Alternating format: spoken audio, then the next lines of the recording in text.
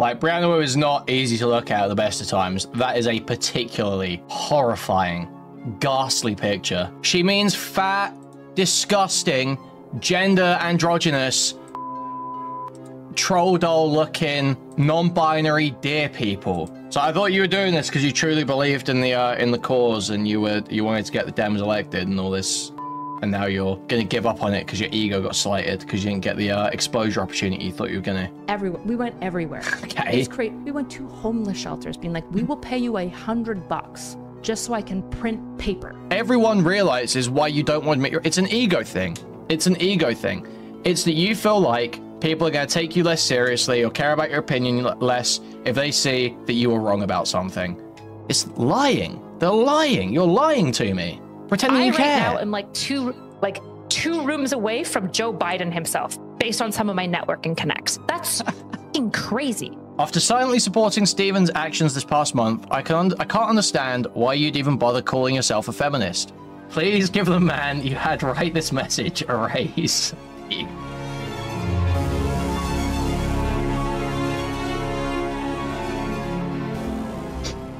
Not so erudite. So, everyone loves the Not So Erudite coverage. Big market for not liking this woman. Very, very easy to dislike woman here. I'm kind of losing my passion for it, okay? I'm not gonna lie. It's not that interesting to me anymore. But I think we're coming towards the end, okay? I don't think Erudite will be making content this time next year, personally. Based on this video, I don't think she'll be in the spotlight this time next year. I think she's realized that she is not cut out for it. Can you show the clip for old time's sake? If I have it immediately available to me, I'll play the clip, okay? It's not immediately available to me. I'm not going to look for ages for it.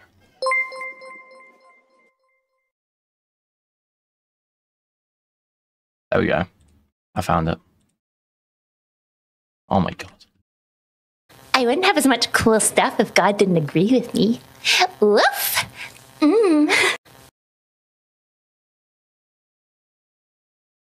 Okay. So I know what happens in this video roughly. I've heard people talk about it enough and I've seen bits of it. So I don't really want to like talk too much right now because I feel like I'm going to spoil it.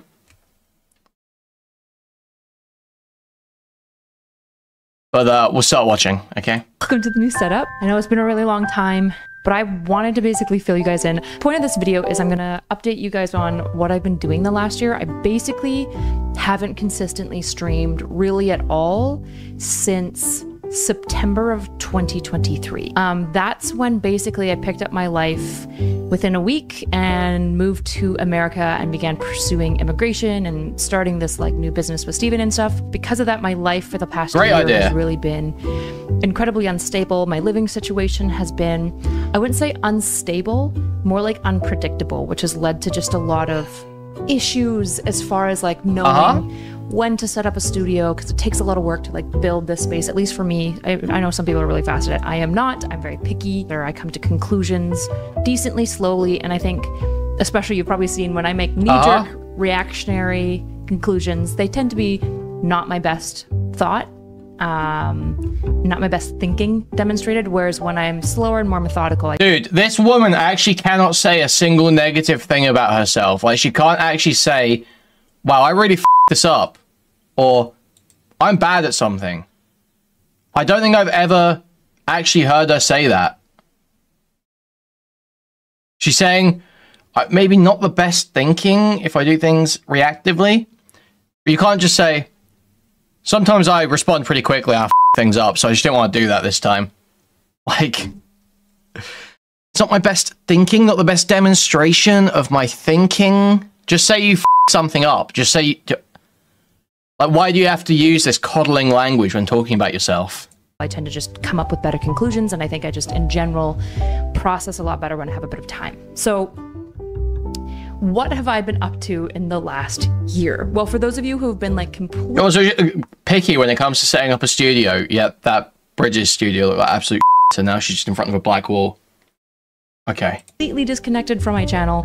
Brianna Wu invited me to come speak to Ro Khanna in early October of 2023.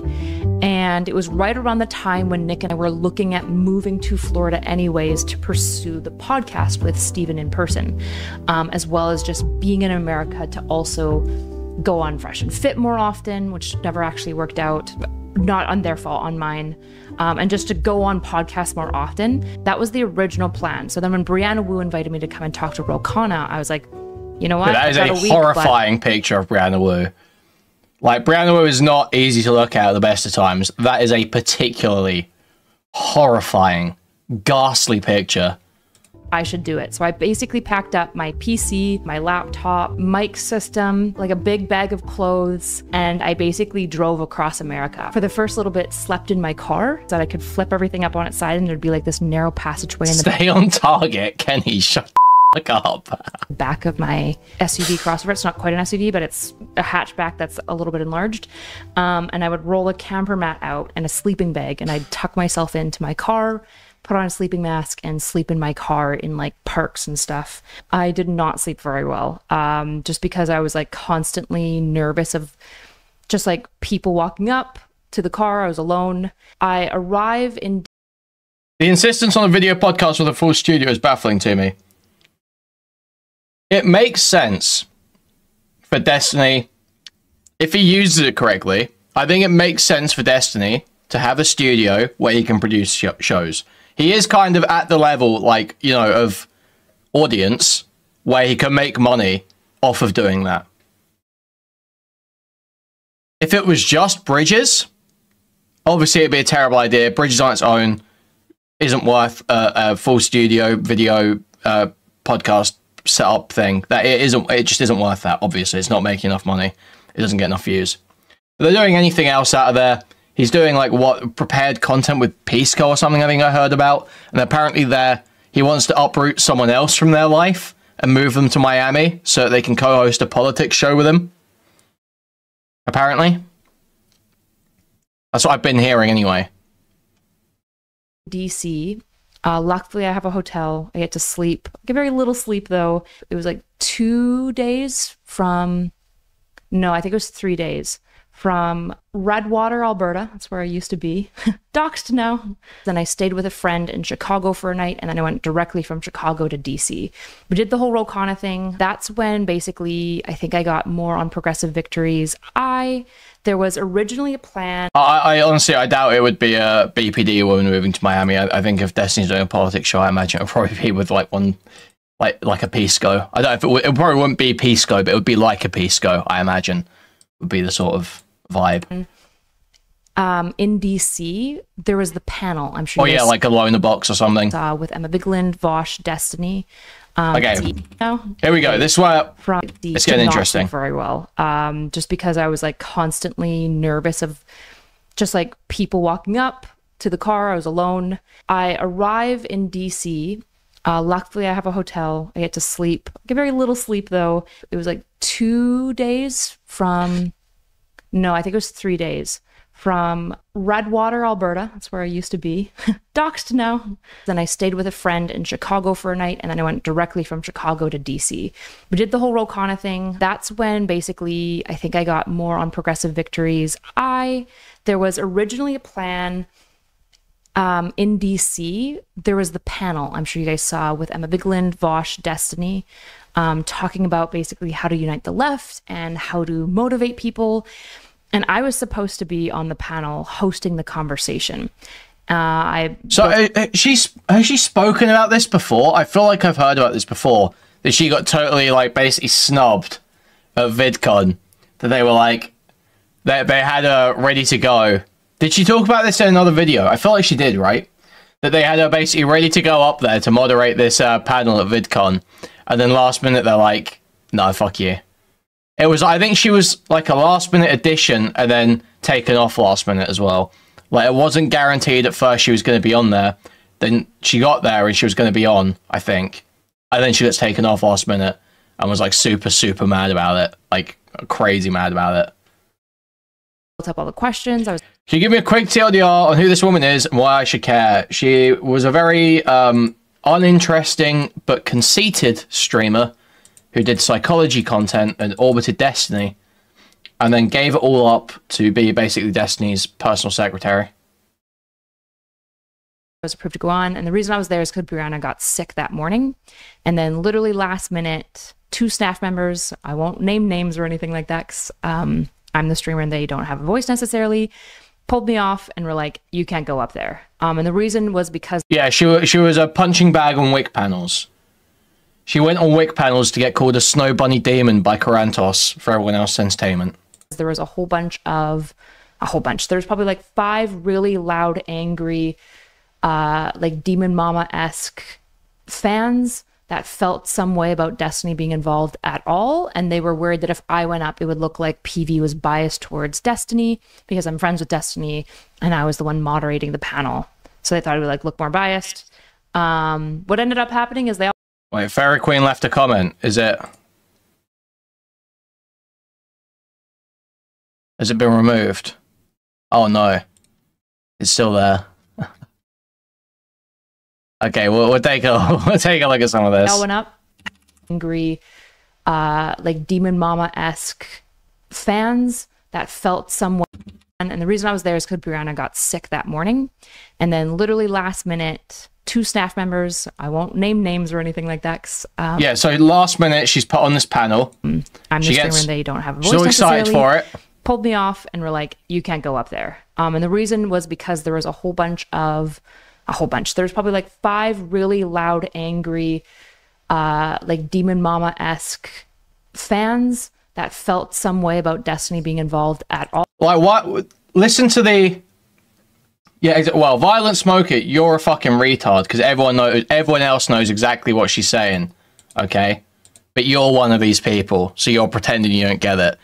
She means fat, disgusting, gender androgynous, fucking troll doll looking, non-binary deer people is what she means. She means a bunch of fucking freaks. But she's not saying it.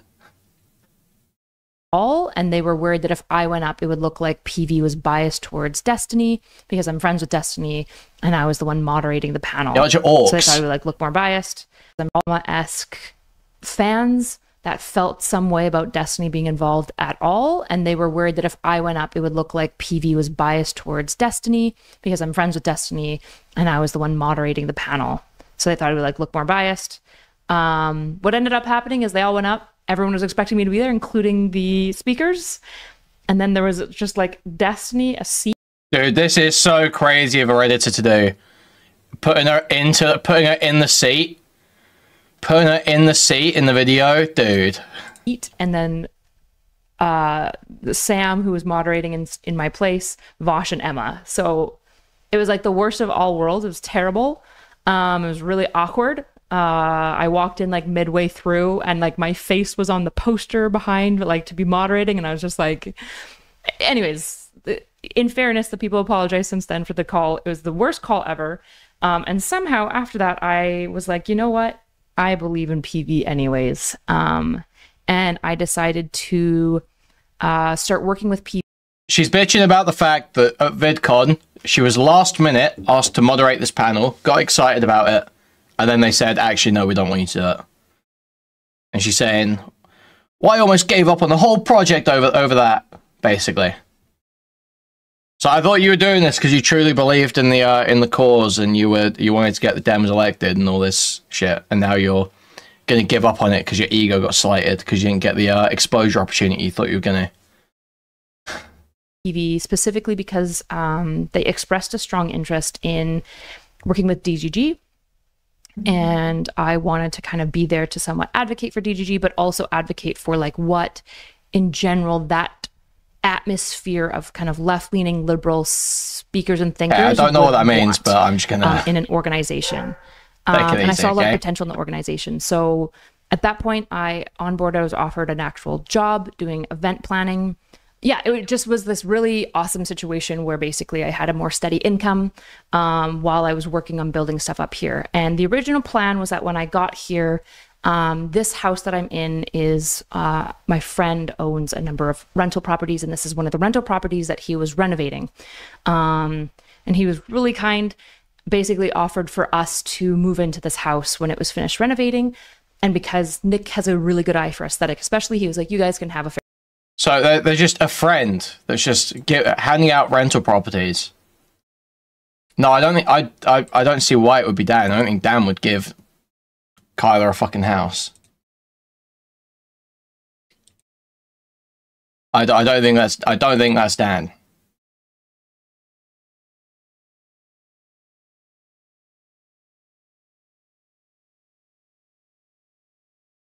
Dan's not just gonna let Kyler live in a house. Yeah, exactly. I think this is the more reasonable expectation. Is that it's someone from quote unquote the community, you know? Oh, it's just some guy online. He's just a really nice, chill guy. He wants to give us a house.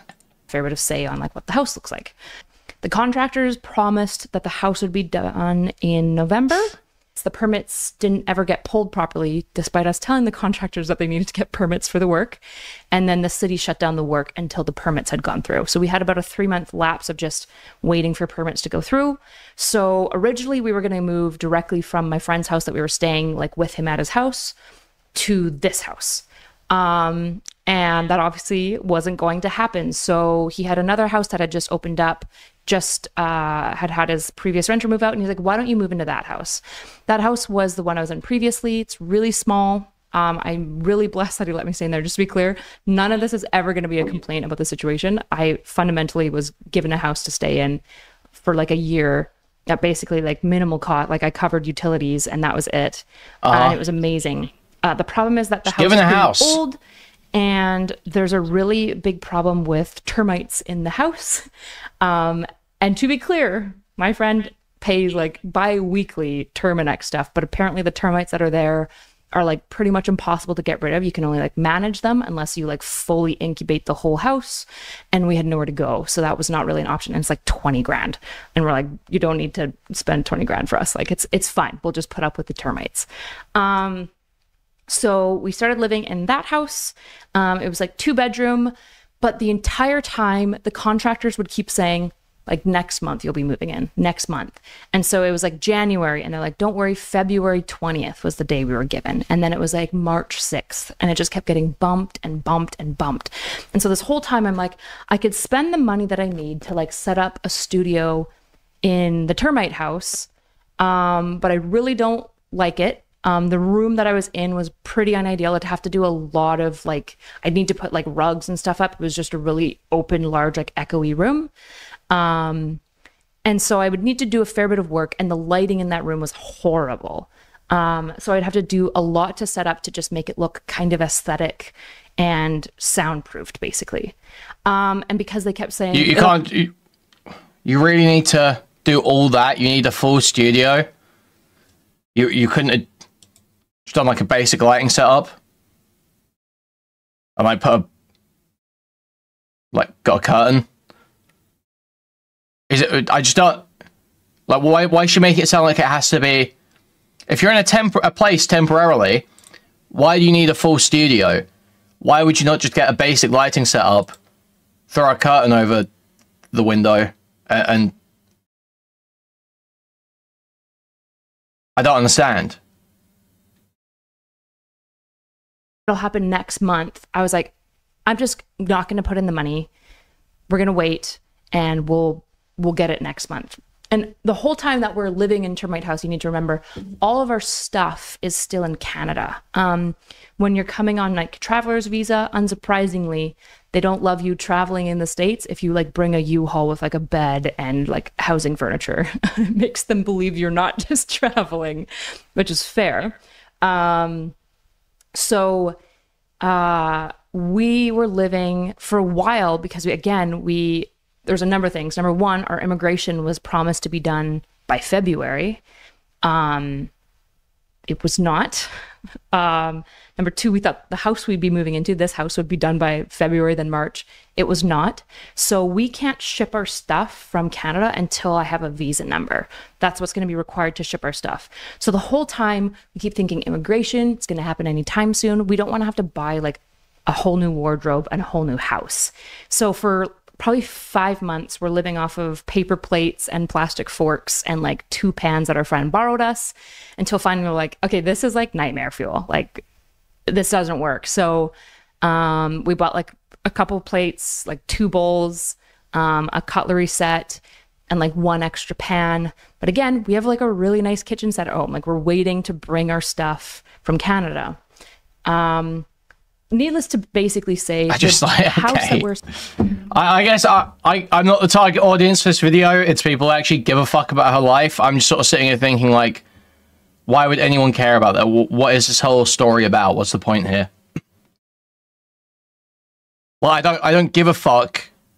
Who would ever possibly give a fuck that you are, like, unsure about whether to buy a cutlery set or not, when you have been essentially handed a free house and shipped out to America to work a new job?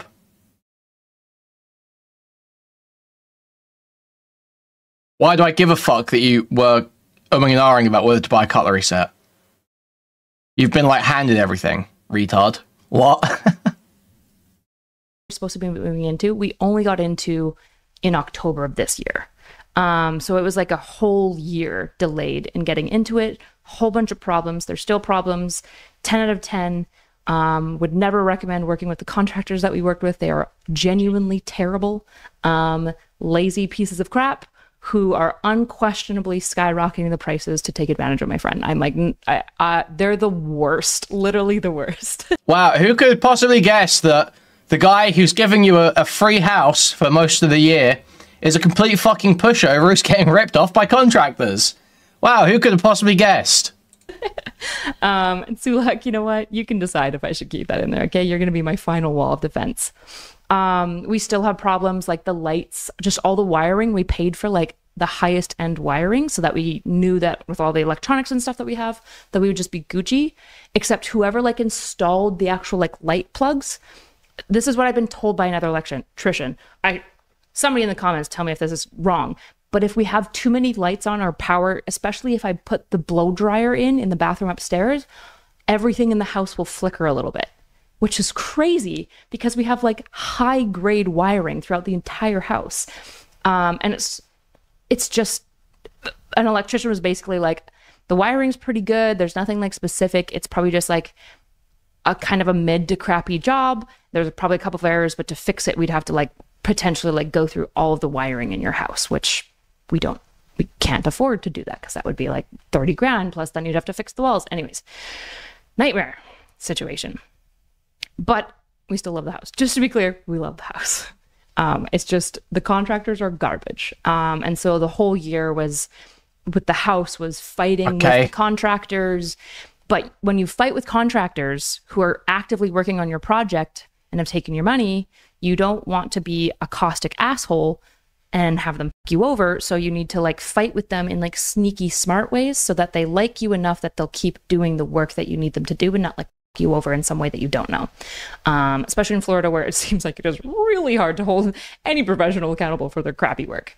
So that was like one thing going on for us, was just like, didn't really have a home. The house we were living in was kind of termite infested. So we would like wake up and my desk would be like covered in like these like little brown speckles, which is basically like termite shit. It's mostly wood, but it's gross. At nighttime in the fall and spring, they'd have these little breeders come up and they'd fly through the house, and they're just like these like maggots with wings. They're horrible, and they'd like hit your mirror and then they'd like fall and like wiggle around. So like we would literally turn off the lights and like hide in our bedroom. Yeah, it was awful. Hated that house. But again, blessed to have it. Just to be very clear, still very blessed to have had it. Yeah, the generosity of my friend has been like incredible. That's what was going on with the house. We had like this, not unstable, because we had like a perfectly guys, I'm sorry, my fucking brain is just short circuit in here. I'm hearing nothing but static. This is like she's just complaining about menial house troubles. I need something a bit more than this. Streaming and just kind of like making creative work in general really difficult. Immigration. Why didn't you just, when I called the immigration stay stream? Why didn't you just stay streaming?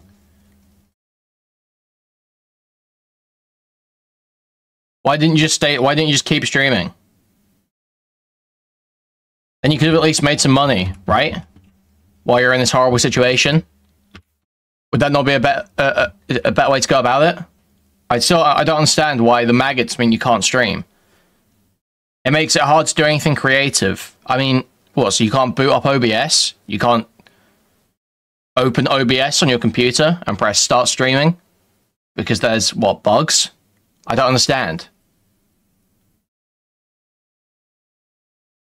The room wasn't aesthetic enough. She's in front of a black wall. How much less aesthetic could it be? Not unstable, because we had like a perfectly normal house to live in. Thank you for the £5. We'll get to it. It was hard to know if I wanted to invest the money to like build up the studio and make it look okayish to stream from, because we just kept on thinking next month we'll be in the new house. And obviously this house is much more beautiful. We had a lot of say. We've got like black walls, white floor, white ceiling. We were at this point having to buy furniture because it's been like 6 months with no furniture. So we were buying furniture in the colors that we wanted. And so that was one major thing kind of driving a delay in streaming and just kind of like making... Wait, what's driving a delay in streaming? The fact that you had to buy furniture. What? The money to like build up the studio and make it look okayish to stream from, because we just kept on thinking next month we'll be in the new house. And obviously this house is much more beautiful. We had a lot of say. We've got like black walls, white floor, white ceiling. We were at this point having to buy furniture because it's been like 6 months with no furniture. So we were buying furniture in the colors that we wanted. And so that was one major thing kind of driving a delay in streaming. And I don't understand how it drives a delay in streaming. You had to buy furniture so you couldn't stream. I don't get it. Just kind of like making... Like, how much of your day are you spending buying furniture? You can't do 2 hours a day, 3 days a week. Because you're buying furniture. You can't do lyrics hours because you're buying furniture. What? Creative work in general, really difficult. Immigration. When I called the immigration lawyer, they were like super high review, 800 reviews, like 4.9 stars. I was like, perfect. I wanted to work with the best immigration lawyer because I knew that I had a bit of a weird situation. Got connected and... Thank you, Hick Fury. Thank you, thank you. Basically, when I first talked to stars, I was like, perfect. I wanted to work with the best immigration lawyer because I knew that I had a bit of a weird situation. Got connected, and basically when I first talked to them in October, so this is like a week after I've arrived in America, I'm like, this is my plan. I'm gonna like be on a visitor visa, do like podcast stuff and YouTube, and I'm gonna make money through my YouTube while I do like podcasts and stuff in the area. How do I immigrate while I'm here for the 6 months that I can be here? And that we came up with this plan. It's called an E2 investor visa, basically because I was starting a business with Steven for bridges. I could use that as basically a sponsor business of me. If I own 50% of that business, basically I'm considered an investor and I can come into the country and work for 5 years. So I'm not an immigrant, I'm a non-immigrant working. Yeah, so visa. I don't understand. Is she a... I don't understand. What? So did she come into the country as a visitor, but she was working while she was a visitor? Is that why? Is that why I'm understanding? I don't. Plan made, and so basically they're like, however, this is what the lawyer told me. We can't even start on this process until you've been in and be here. And that we came up with YouTube, and I'm going to make money through my YouTube. 4.9 stars. I was like, perfect. I want wait. And so that was one major thing kind of driving a delay in streaming and just kind of like making creative work in general really difficult. Immigration. When I called the immigration lawyer, they were like super high review, 800 reviews, like 4.9 stars. I was like, perfect. I wanted to work with the best immigration lawyer because I knew that I had a bit of a... Is that really how I... Is that Google reviews? Where are these reviews? Is that how you pick a lawyer based on Google reviews?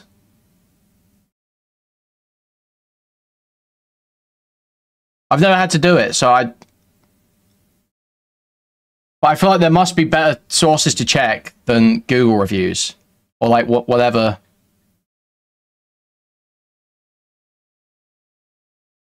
Okay, maybe you do. Maybe you do. I feel like Google, that feels like a bit of like not a good barometer.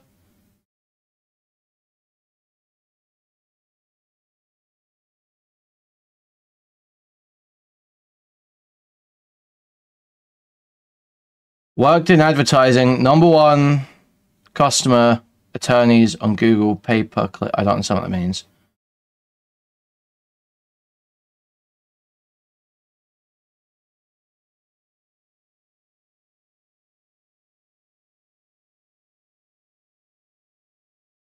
How do you pick your doctor? I don't have to. I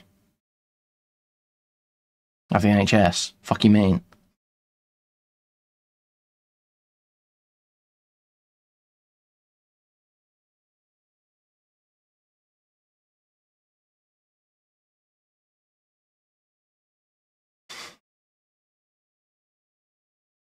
How do you pick your doctor? Okay. I don't know other things people in third world countries say to you. Yeah, exactly, Naga. Weird situation. Got connected, and basically when I first talked to them in October, so this is like a week after I've arrived in America, I'm like, this is my plan. I'm gonna like be on a visitor visa, do like podcast stuff and YouTube, and I'm gonna make money through my YouTube while I do like podcasts and stuff in the area. How do I immigrate while I'm here for the 6 months that I can be here? And we came up with this plan. It's called an E2 investor visa, basically because I was starting a business with Steven for bridges. I could use that as basically a sponsor business of me. If I own 50% of that business, basically I'm considered an investor and I can come into the country and work for 5 years. So I'm not an immigrant, I'm a non-immigrant working visa. Plan made. And so basically they're like, however, this is what the lawyer told me. We can't even start on this process until you've been in the country for 90 days. So the next 90 days, just like chill, hang out, start working on building up your company a little bit, and call me. 90 days was like end of December. She's like, call me like early January and we'll start making a plan.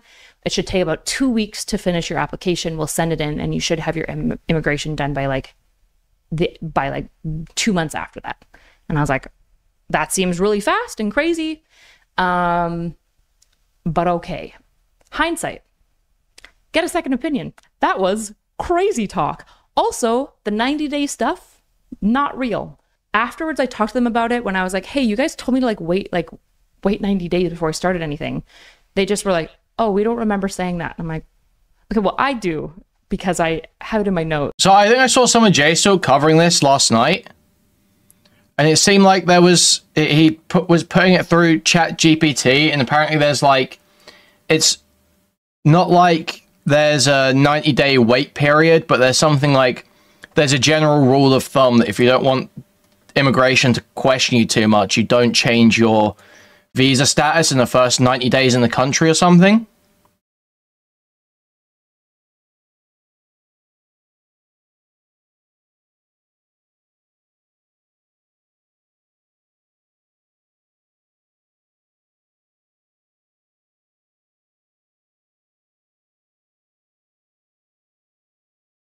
I'll see if I can find it. I don't even know if I want to get into all this immigration lawyer stuff. It's just like, I don't even know what's going on. She could have completely fucked this up, but there's no way for me to know.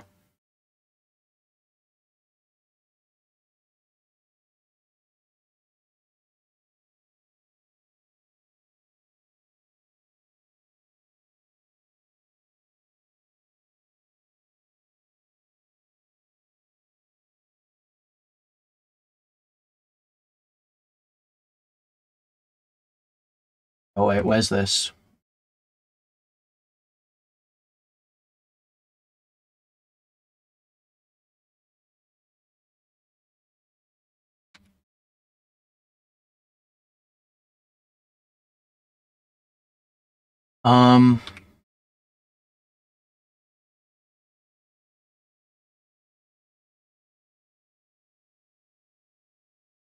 Yeah, so it says possible misunderstandings when asked about the 90-day wait period.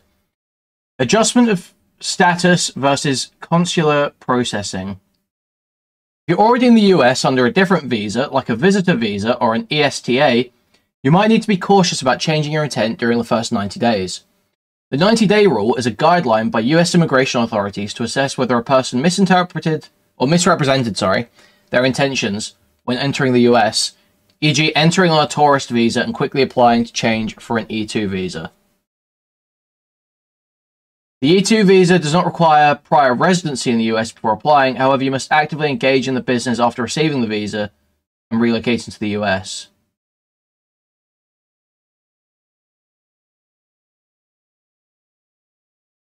So, I mean, what visa was she on initially? That, if she was on a visitor visa, then it sounds like that's what they were basically saying was, yeah, we probably shouldn't do anything in the first 90 days. A plan. It should take about 2 weeks to finish your application. We'll send it in, and you should have your immigration done by Yeah, so, I mean, that's what ChatGPT claims anyway. It could be that a lawyer was also a shit lawyer and using ChatGPT, and that's just a misunderstanding that's on ChatGPT, but I've seen people back it up in chat, so I don't know the truth of any of this stuff, and I wouldn't even attempt to interpret immigration law myself, because I'm not so fucking stupid as to think I can come up with a good conclusion on that. But it does say that the US immigration authorities have a rule of thumb, a guideline, that says, don't change your intent in the first 90 days, because it kind of seems fucking suspicious. 2 months after that. And I was like, that seems really fast and crazy. But okay. Hindsight.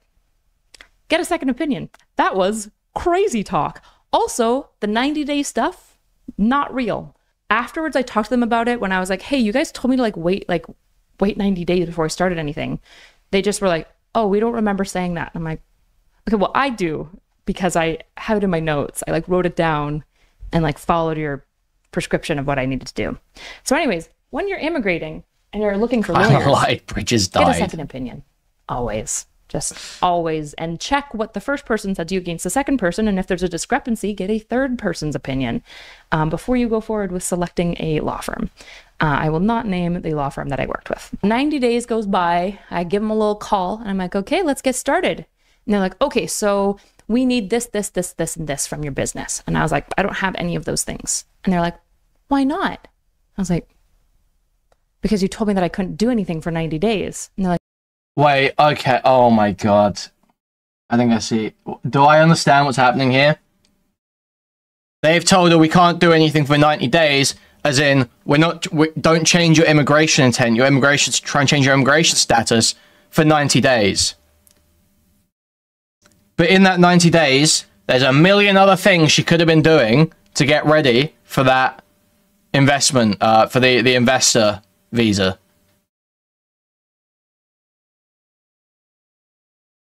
Bruh. oh no, you couldn't begin the immigration application for 90 days, but you could be doing all of your business pre-set up. And what? But now she's saying the 90-day thing doesn't exist. No, the 90-day thing does seem to exist. That is a real thing. Wait, dude. Oh my god. This is is this dishonest, or is she actually just fucking stupid? I don't know if this is the horse's fault or if this is her. And I was like, you pretty explicitly told me nothing. So I have been waiting this entire time. At this point, I didn't have an LLC formed because I was told to just wait for 90 days. And then because I even asked them, I was like, should I be starting business stuff? Should I be incorporating and stuff? And they're like, no, I wouldn't worry about it too much. Give yourself the 90 days to really figure out what you want to do with the business. We'll figure it all out then. So that's what we did. Maybe they said that. Maybe they said that. I guess there's no way of us knowing if she asked, should I do all this stuff with the business?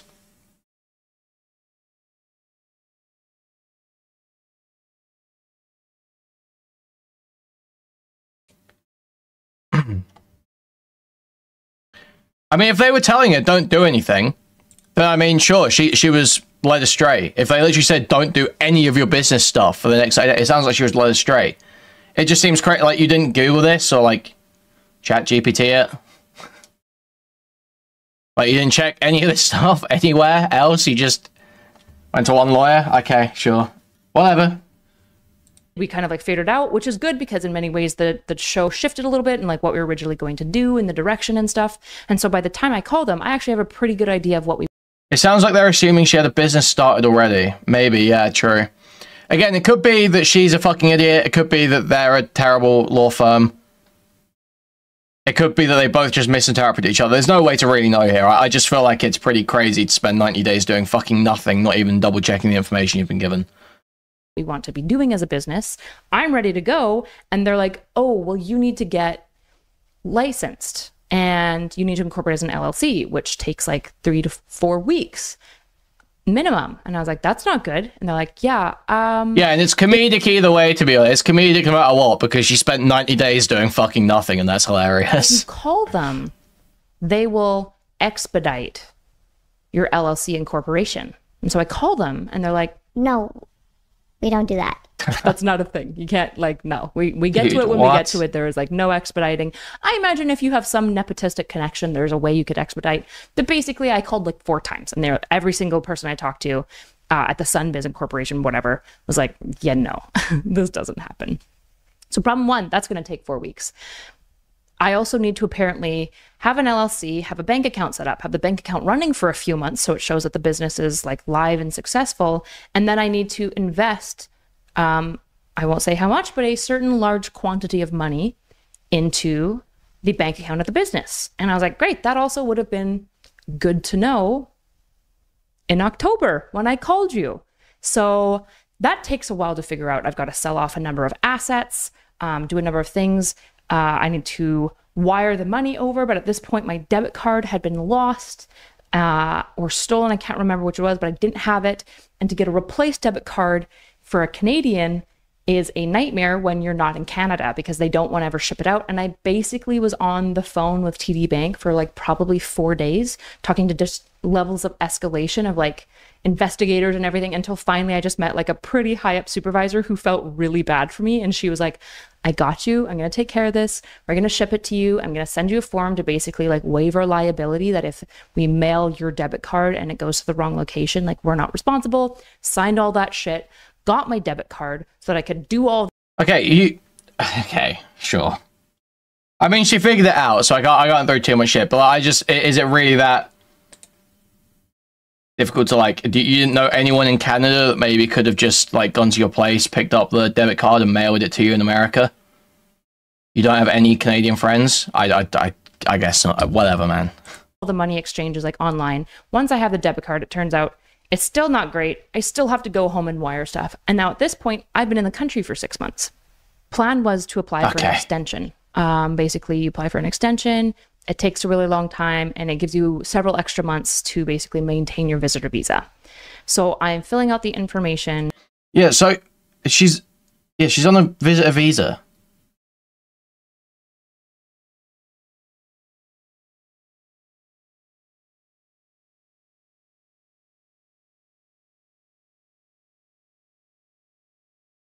Okay, I don't know like what the laws actually are, but yeah, I mean, just Google this to double check myself. No, you cannot work in the United States on a visitor visa. Okay. I don't know.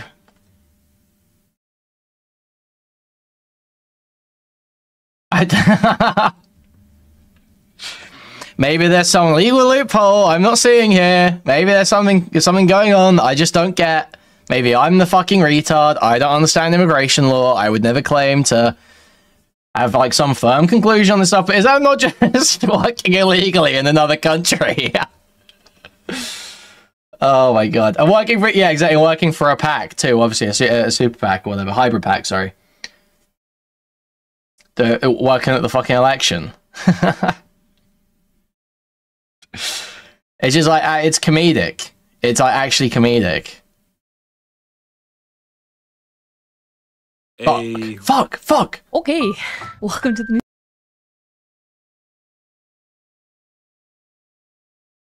And I can come into the country and work for 5 years. So I'm not the money over, but at this point my debit card had been lost or stolen. I can't remember which it was, but I didn't have it.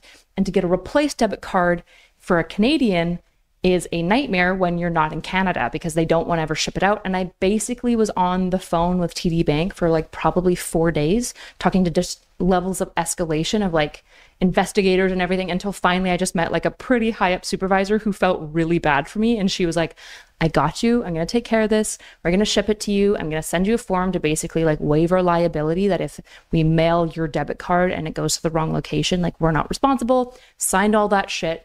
Got my debit card so that I could do all the money exchanges like online. Once I have the debit card, it turns out it's still not great. I still have to go home and wire stuff. And now at this point, I've been in the country for 6 months.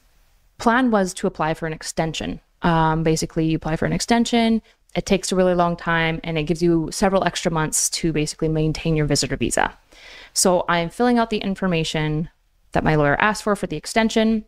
And I noticed that an issue where I'm like, it says that I came into the country in October, which is correct, but it's saying that I have to leave by 2022. It was my I-94. And I was like, this seems wrong. But that was my most recent I-94 that you get on like the government web. Wait, how would it say if she can't wait, I don't get that. She came in 2023. It says she has to leave in 2022. What? Site.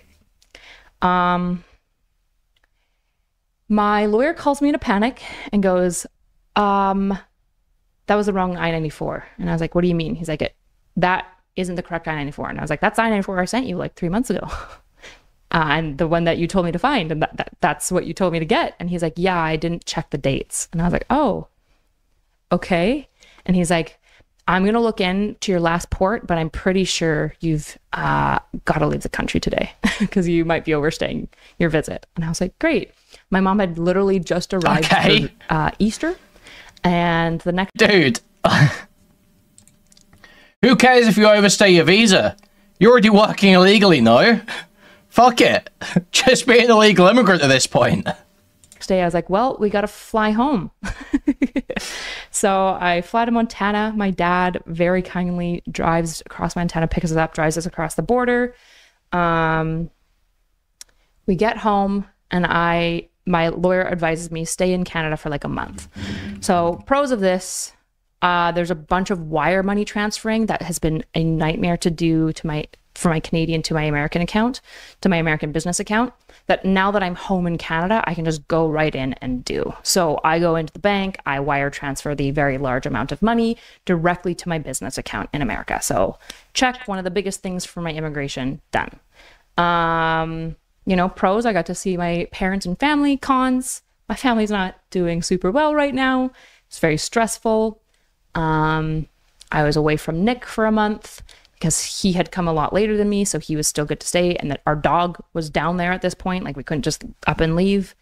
And while I'm there, I at least have like this focus time, and I just finish like everything and anything to do with the immigration application. I get a whole bunch of ducks in rows. I finish some of the schooling stuff that I needed to get like cleared up and out of the way. I just get like, basically I just power through and get a bunch of work done in the month that I'm away.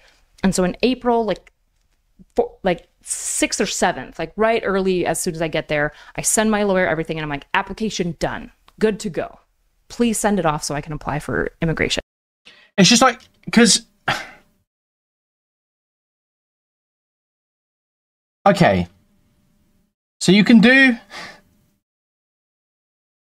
Like B1 and B2 visas, and it seems like those have like a maximum stay of like 6 months. And they're you can do it for business trips. And I assume that's how streamers probably get a B1 or B2 visa when they go to another country to go stream. And they make money and they work. And that doesn't seem to be falling foul of the law. But it can't be the same. If she's literally getting... Was she not on Progressive Victory's payroll doing like admin work for them and shit?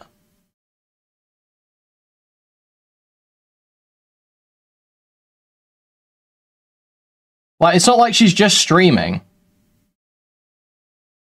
She's like working for people. Like, and not, I don't know if it's necessarily she's an employee, but she's like got to have a contract of some sort with them. Can you do contracted work on a B1 or a B2?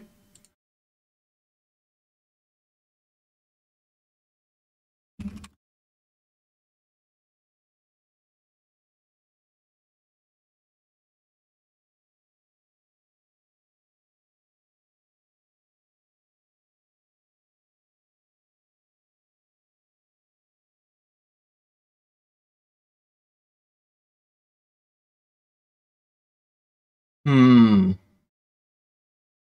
business associates, tending, selling, installing, servicing, or repairing. Industrial equipment, machinery. Potential sites for business, leasing premises. Yeah, I thought maybe you could, from what I'm reading just briefly about B1 visas,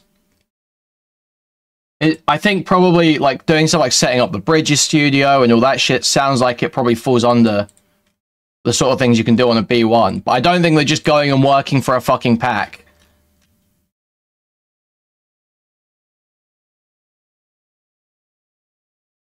No, I'm pretty sure she'd have a contract. I'm almost certain she had a contract with them.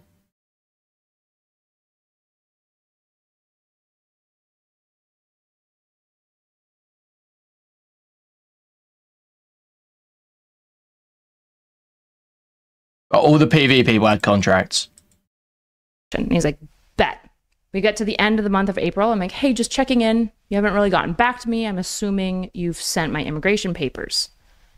And then my lawyer gets back to me. He's like, sorry, I didn't actually check over anything. Let me check it over now. I'm like, it's been a month, motherfucker. Like, hello?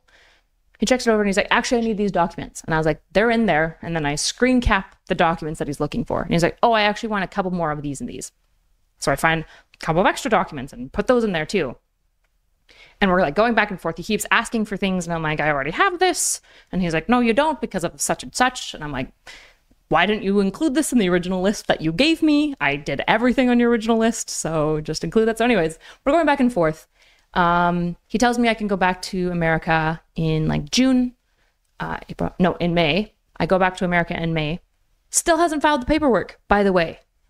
And then I'm like emailing him, being like, I've done everything. And he's like, yeah, we've done everything. We're going to send it off right away. And I'm like, can you send it today? Like, is there a button you have to hit? Like, what's the process here? Why am I paying you $8 grand? Like, please send it, please, God. And finally in July, my paperwork gets filed. So just a massive delay for not really any good reason. I probably should have just escalated to his like boss. I did once like include his boss in an email list, but the boss never responded, and he like had plausible like reasons as to like, he was like, I know it's taking a long time, but I have a lot of clients and you were delayed on getting me like this and this and this and this. So like, you know, he like kind of like was able to like shift the blame off of me. And I was like, well, I don't want to piss off my lawyer because I need my immigration paper filed and I cannot afford to pay another $8 grand. And at this point I had also had to buy out my car for my immigration because I was leasing my car from a Canadian leasing agency or whatever. So I had to drop like $12K for my car. Like there was just so many crazy expenses. I had to fly home. I still wasn't streaming, so I wasn't making that good of income. I was working full time with PV. Thank God. Streaming, so for my car. Like there was just so many crazy expenses. I had to fly home. I still wasn't streaming, so I wasn't making that good of income. I was working full time with PV.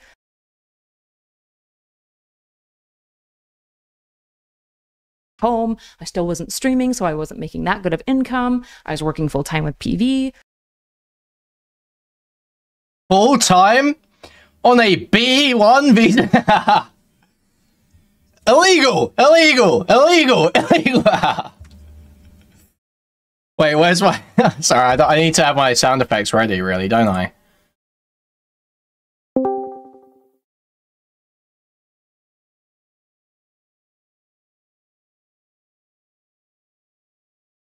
Erudite can have fun setting up a studio. In jail? Okay. Thank God. Trying to get Bridges started. I'm having to miss a bunch of episodes because I'm in Canada stuck. And so I'm just like, please send it. It's sent in July. We get notified finally in mid-August that paperwork had been received and was being processed, but the US Embassy Consulate had fully restaffed and they needed 2 months to process any paperwork. It's supposed to take like 10. You're supposed to get an interview time 10 days after they receive your application. So they received my application August. I get an email early October being like, when do you want to come for your interview? And I was like, fuck. So I'm looking through the days of interviews available. And I know that when you go, they take your passport and it's anywhere from 3 to 10, but they say like assume on the higher side of 10, like 10 to 13 days before you get your passport back and you can come back to America officially.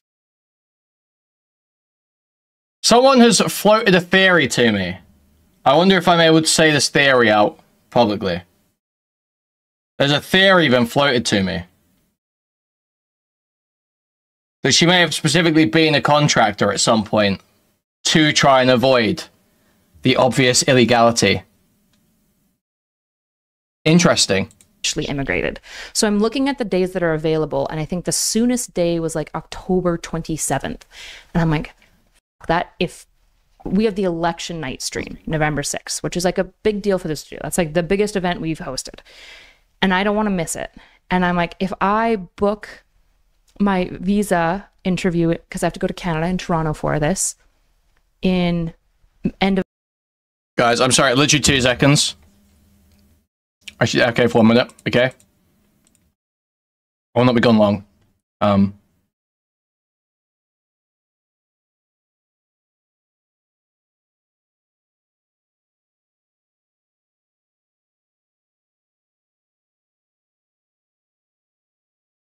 back in a sec.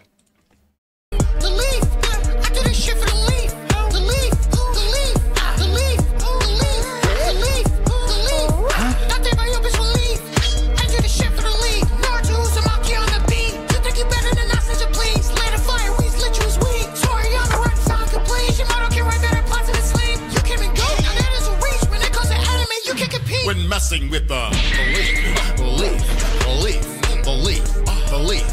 I do the shit for the leaf.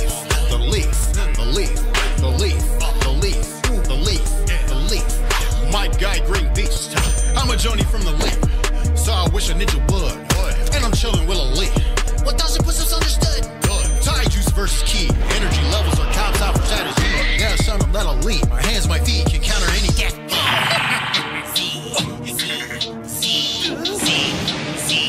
Get in your hands and your knees.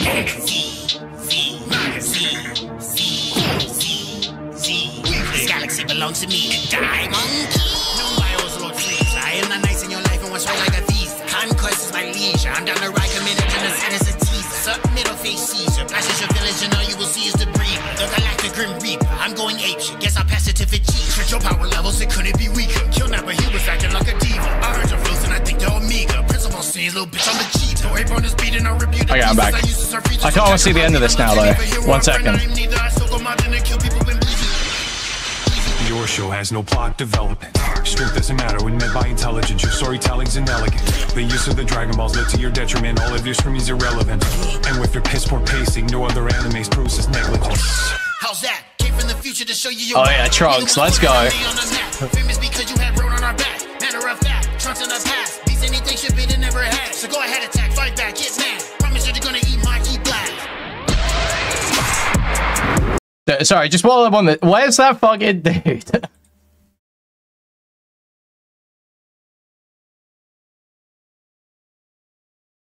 Where's that? I saw some stupid fucking shit the other day.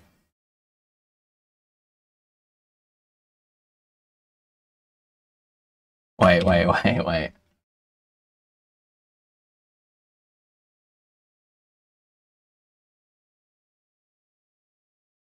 Oh, I remember it.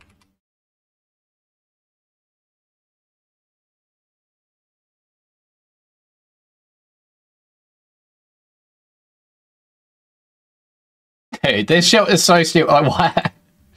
Who posted this in my Discord the other day? Someone posted this shit in my Discord the other day. It's so dumb. Good evening and welcome.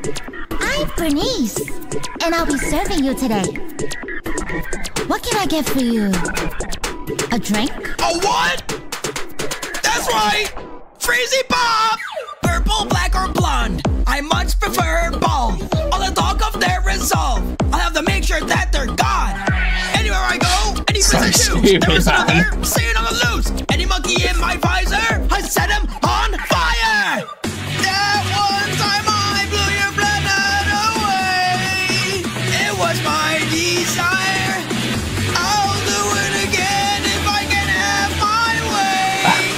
Of your to my will-be supplier. Monkeys, monkeys, monkeys, monkeys, monkeys, monkeys, die, die! Monkeys, monkeys, monkeys, monkeys, monkeys, monkeys, die, die! Hey. It's so stupid, man. It's actually so stupid. I don't know why I fucking laughed so much when I saw that shit. Yeah, I'm still laughing now. Anyway, let's get back to this. Of October, if there's a chance, there's a small chance that I won't have my passport back in time and I'll miss the stream. And I'm like, I can't do that. So there's one day available, November 7th. So that's the day after the election stream. Or was it November 8th? No, it was November 8th because I knew that I needed to travel the next day. So there's one day, November 8th, that's available. And I'm like, I'm going to do that. That way I feel like we've lost context here. So I'm looking at the days that are available. And I think the soonest day was like October 27th. And I'm like, that if we have the election night stream, November 6th, which is like a big deal for the studio. That's like the biggest event we've hosted. And I don't want to miss it. And I'm like, if I book my visa interview, because I have to go to Canada and Toronto for this, in end of October, if there's a chance, there's a small chance that I won't have my passport back in time and I'll miss the stream. And I'm like, I can't do that. So there's one day available, November 7th. So that's the day after the election stream. Or was it November 8th? No, it was November 8th because I knew that I needed to travel the next day. So there's one day. People like Erudite are why we need a northern wall. I thought Trump's just annexing Canada. I thought that's the way it was going. I thought you were just annexing Canada. I thought you were just taking it. November 8th, that's available. And I'm like, I'm going to do that. That way I can finish the election stream. It'll probably finish at like 2 to 4 a.m. Can sleep, get on a plane, and fly back to Toronto for like 5 hours on a flight. And then get in that afternoon, get time to kind of get settled. I booked a hotel for that night, and we'll go to the consulate the next morning and do our immigration stuff. So we do all that, except our flight is delayed by like 4 hours. So instead of getting in at like 6, where we would have time to print off our paperwork because we hadn't printed it off yet, because we didn't want to like carry it all with us on the plane. We were just nervous of anything happening. So we wanted to make sure that when we were printing it, it was going to be like as close as possible. We're just going to go to Staples. We're going to get it in at 6, except our flight was delayed by 4 hours. So we get in at 9:30 and Staples is closed. How come I don't see ICE picking up people that look like Erudite? Okay. It was at 8 a.m. the next morning and Staples doesn't open. Look, in fairness, she may have just about worked around the legalities here. We don't know. I can't know. I don't want to make a judgment on whether she was truly doing illegal work or not. It certainly sounds fucking suspicious though, and they were definitely, they're probably using some kind of loophole. Until 8 a.m. But our visa appointment's at 8 a.m. So that's a conflict. So we stay out all night looking for a printer. Gotta say this, not a big fan of the people of Toronto. Yeah, we called everyone. We went everywhere. Okay. It's crazy. We went to homeless shelters being like, we will pay you $100 just so I can print paper. Like we bought our own we brought our own paper. We literally went into places with our own stack of paper being like, we'll pay you for the ink. Please just let us print off like 100 pages for our immigration. And they would say no. They all said no. Literally no one would help us. Why are we doing this multicam setup? Why is she using the multicam setup? What was the point of the camera change there? I've worked at a homeless shelter. I can't even imagine like just a nice person coming in needing to print and you're like, I don't understand her multi-camera setup. I don't understand why she uses it. Wait, and someone in chat earlier said that the mirror was to hide door handles. I accepted that at face value. Because I was just like, yeah, sure, there's no way she would actually put a mirror up to just like show feet in the background. But now I'm like not so sure. I literally haven't called out the whole time because I thought, yeah, that's a totally reasonable explanation for that. But no, it's not, is it? It's not to hide door handles. It's because the door's the other side of the room. I can see the door in the reflection. Okay. And there's already like a line around the block and we're like, oh, and we go up to this guard and now Dude, where's that Eternal guy? There is a fucking literal random Discord shitter, no name, no face Discord shitter that I used to argue with all the time when I was not actually a streamer, called Eternal in Spicy Chat. And this guy used to tell me all the time. I used to say very mean things about Erudite, call her a whore, and all these sorts of things. He'd be like, that's so unfair, that's so unfair, I can't believe you'd say that. She doesn't even use her sexuality to try and make money on her stream. It's like, bro, she does squat goals. She does, like, squats for money on her stream. And he was like, so? That's just so she can exercise. That's just so she can exercise. Where are we now, bro? What level, where are we now? Now, to be clear, Toronto people, not very nice. Gotta say, all of the Indian people in Toronto, you are proving immigration is a great thing, okay? They were genuinely always so fucking nice. So nice. We go up to this guard, we're like, hey, our interview's at this time, but we really need to print off. There's a Staples like a block away. Obviously, they know where the US Embassy is. It's a well-placed Staples. And we're like, is there any chance, like any chance that we'll have time to print this off? And the guy's like, every single person today has an 8 a.m. appointment. It's just because they want to make sure everyone comes as early as possible. There's no rush. Go print your stuff. Honestly, as long as you're back before like 1 p.m., you'll get in today. Don't worry about it. That would have been good to know. Thanks, lawyer. Thanks for informing us about that. So, we go to Staples. Like, does every part of this, okay, you pay a lawyer to help you out with the immigration process, but are they going to tell you every single fucking part of it, or do they expect you to have some initiative? I've never had to think about immigrating, so this isn't something that's really I've had to entertain before.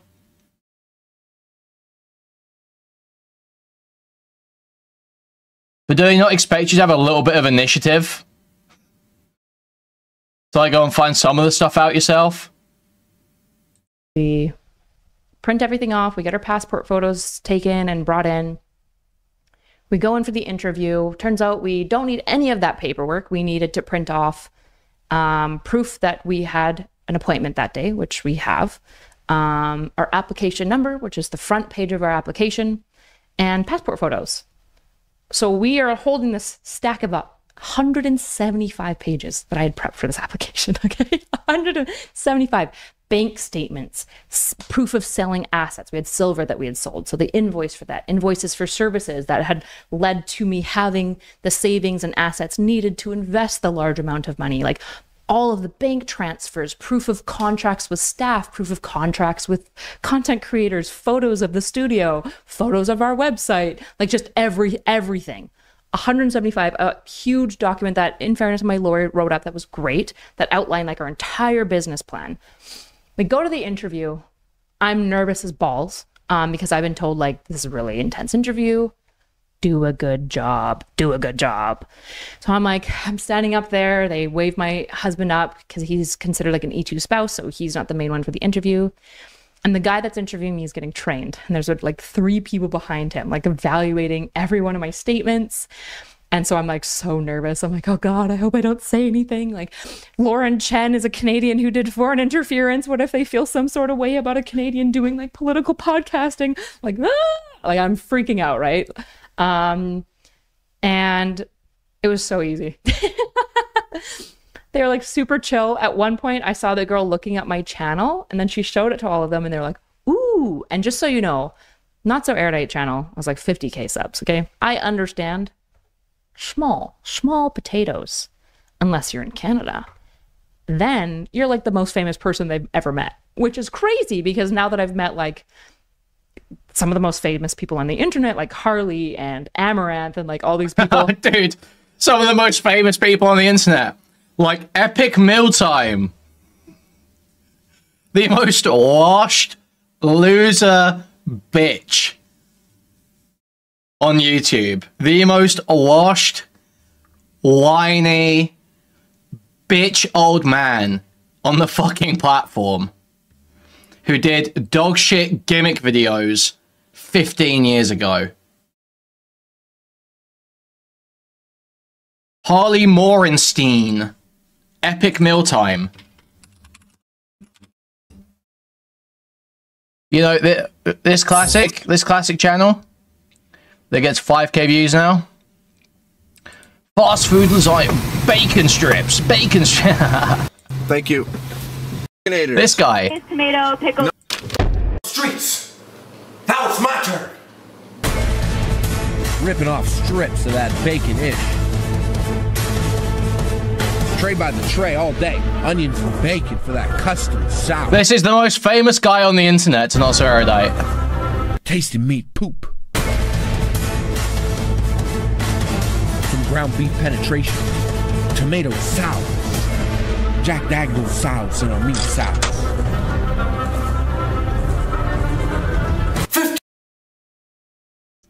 The last time this guy was relevant was because he was totally gunt guarding Anissa and iDubbbz over the fucking Creator Clash stuff.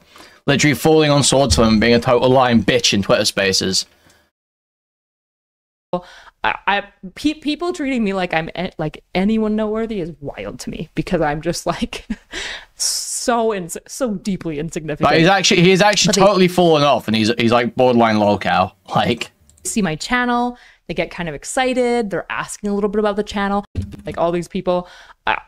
People treating me like I'm like anyone noteworthy is wild to me, because I'm just like so deeply insignificant. But they see my channel, they get kind of excited, they're asking a little bit about the channel, and I'm trying to play a little coy about the politics. They're Americans. I don't know if I've got a Republican, probably not. But it's like, what if I'm like, yeah, you know, I like definitely, you know, lean left and I like support like more left-leaning politics. I don't know if they're going to be like rejected. They're super chill. They looked through a couple of the episodes. They asked me a couple of questions. They want one thing. I have 175 documents that my lawyer told me I had to have prepped. I had gone through, I triple checked my list, okay? I had been extremely pedantic about this. And they're like, we need your marriage certificate to prove that you're married to Nicholas Turner. You know what was not on the list that I needed for this interview in person? A fucking marriage certificate. They didn't even look at my stack of papers. They didn't even crack it open. They didn't need anything. They didn't care, because it was all sent in electronically, except for my fucking marriage certificate. Wow. So they're like, okay, you're approved, Kyla. You're completely approved. Take my passport. You should get your passport in like 3 to 10 Bye, days. Nick. Nicholas, you're Bye, approved Nick. pending we get the marriage certificate. They show me the website to send it to and the email. We go home. The first thing I do, obviously. Now we're done. Now we're just waiting. We get like an email saying that like our application has been processed, and then I think the next day we get an email letting us know as well that this is actually the most woman video of all time. Like, just a long, meandering, whinging story about how the world is so unfair to her, dude. While she's getting handed a house. Oh man. Approved as a E2 sponsor company or whatever. Great. So we're good to go. We're excited. And now we just have some time in Toronto to hang out and catch up on sleep, because we'd had very little sleep in like the months leading up to the election, and just like spend time, Nick and I, because to be honest, like leading up to the election, I was working between PV and bridges and stuff. I was probably working 60 to 70 hours a week minimum. And the reality is like I just really had minimal time for Nick. When we were spending time together, I was just so tired that I don't think I was giving him like high quality time. And quality time is a really, really big thing for Nick specifically as like a love language. And so, you know, when we were like talking about it, I'm like, I'm really sorry, but I am really looking forward to Toronto because we'll just get to spend time together. We do have a couple good nights. We go to this really cool, it's called Jack on Fiddle. It's downtown Toronto, super good food. Nick and I have this like firm belief that strangers are just friends you haven't met yet. So we meet these people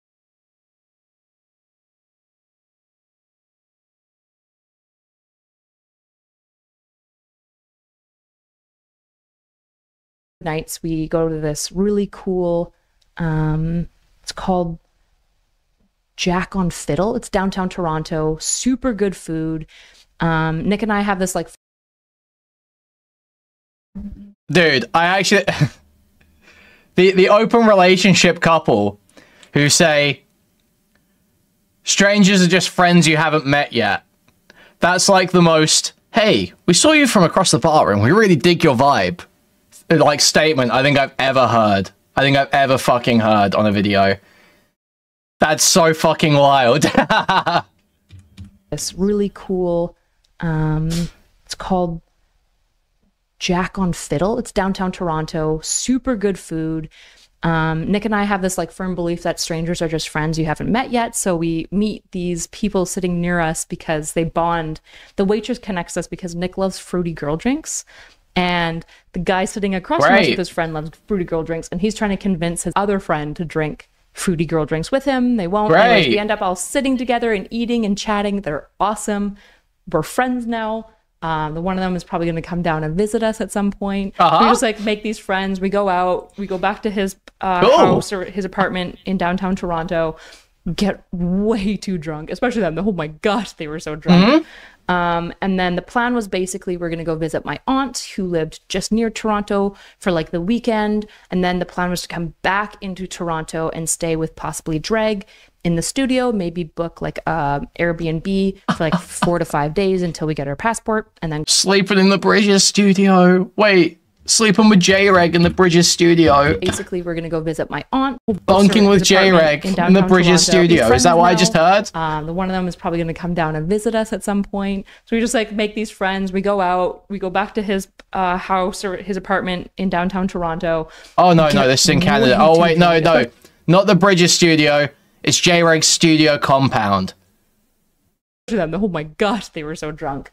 And then the plan was basically we're going to go visit my aunt who lived just near Toronto for like the weekend. And then the plan was to come back into Toronto and stay with possibly Dreg in the studio, maybe book like a Airbnb for like 4 to 5 days until we get our passport, and then go home. The Gooner comments have got to stop. We have dinner. We meet like the extended family. I meet she's technically my second cousin. I call her my niece because the age differences make more sense to use that language. She's like 8 and she's me. She is me. I've never met my niece before. She's 8 years old. We are the same human being. She's so funny. She's so spicy. We were like memeing back and forth. We kept on just like she knows like all the internet memes to a scary degree. Like her favorite thing to chant is like big back, big back. And I'm like, I don't know if you even know what that means. Anyways, we bond super quickly. We make plans to hang out like the rest of the weekend. So she stays over. We get to hang out with her the whole weekend. It's a really great time. And then I get sick. So I start with getting my like neck is kind of sore and getting swollen. I'm like, oh, I probably have a flu or a cold. I don't know if you know, there's research on actually like how cortisol during like high stress. So there's a really common phenomenon for students when they finish their exams that they'll go through like a drought of like really intense sickness and flu when they weren't sick the entire semester. It's because when you're like super high stress and high cortisol for a long time, when that thing happens, you finish your last final, your cortisol drops, stress is over, but also your immune system tanks with it, and you kind of bounce down and have to bounce back up to like your baseline of your immune system. So it's really, really common that when people go through like high stress situations and then that high stress ends, you do a final, the election stream happens, and you pass your visa immigration meeting. Thank you for the $5, Spencer Howard. That is a great reminder for me to chill, actually. Thank you for that. Guys, 607 people right here right now. 158 likes on stream. If some of those, 450 or so people wouldn't mind, please, moving the cursor, thumbs up, and clicking it, or pressing the thumbs up on the mobile device, that'd be hugely appreciated. Now, if you want to take your support one step further, you can donate directly through the Stream Elements link in the pinned chat message. You can also buy a membership, gift a membership, gift a whole bunch of memberships randomly throughout the chat. Buy a super chat, which will highlight a message, read it on TTS, or buy a super sticker, which is a YouTube image or gift that will be highlighted in chat, and I'll describe it to you. You go to discord.gg/Kuihman, twitter.com/Kuihman, or reddit.com/r/Kuihman. Thank you, thank you, thank you. Your immune system often tanks, and mine did. So I start getting sick, and I'm like, hey, I'm sick. Nick is sick as well. And we're like, you know what? My aunt is super chill. It's free. It's not much to do. We'll just stay at my aunt's until we feel better. And then I just get more and more sick. At one point, I wake up, and my neck is like completely swollen, and my eyes are like swelling shut. And I'm like, I think I need to see a doctor. We go into Toronto to do an interview with Dreg because I told them I'd go on their podcast. Fine, here it is since you shilled for it, RN. Thank you, thank you. And at this point, my face is swollen, and I was like, Nick, what if I look like fat and swollen? And he's like, it's okay, wear a mask. Which I didn't end up wearing the mask for the interview. They said it was okay, but yeah.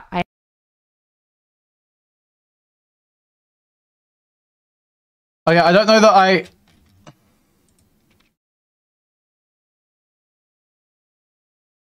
You're claiming this... I don't feel like this is good evidence that it's a swingers bar. Is it? W content, Merry Christmas. Thank you for the $10.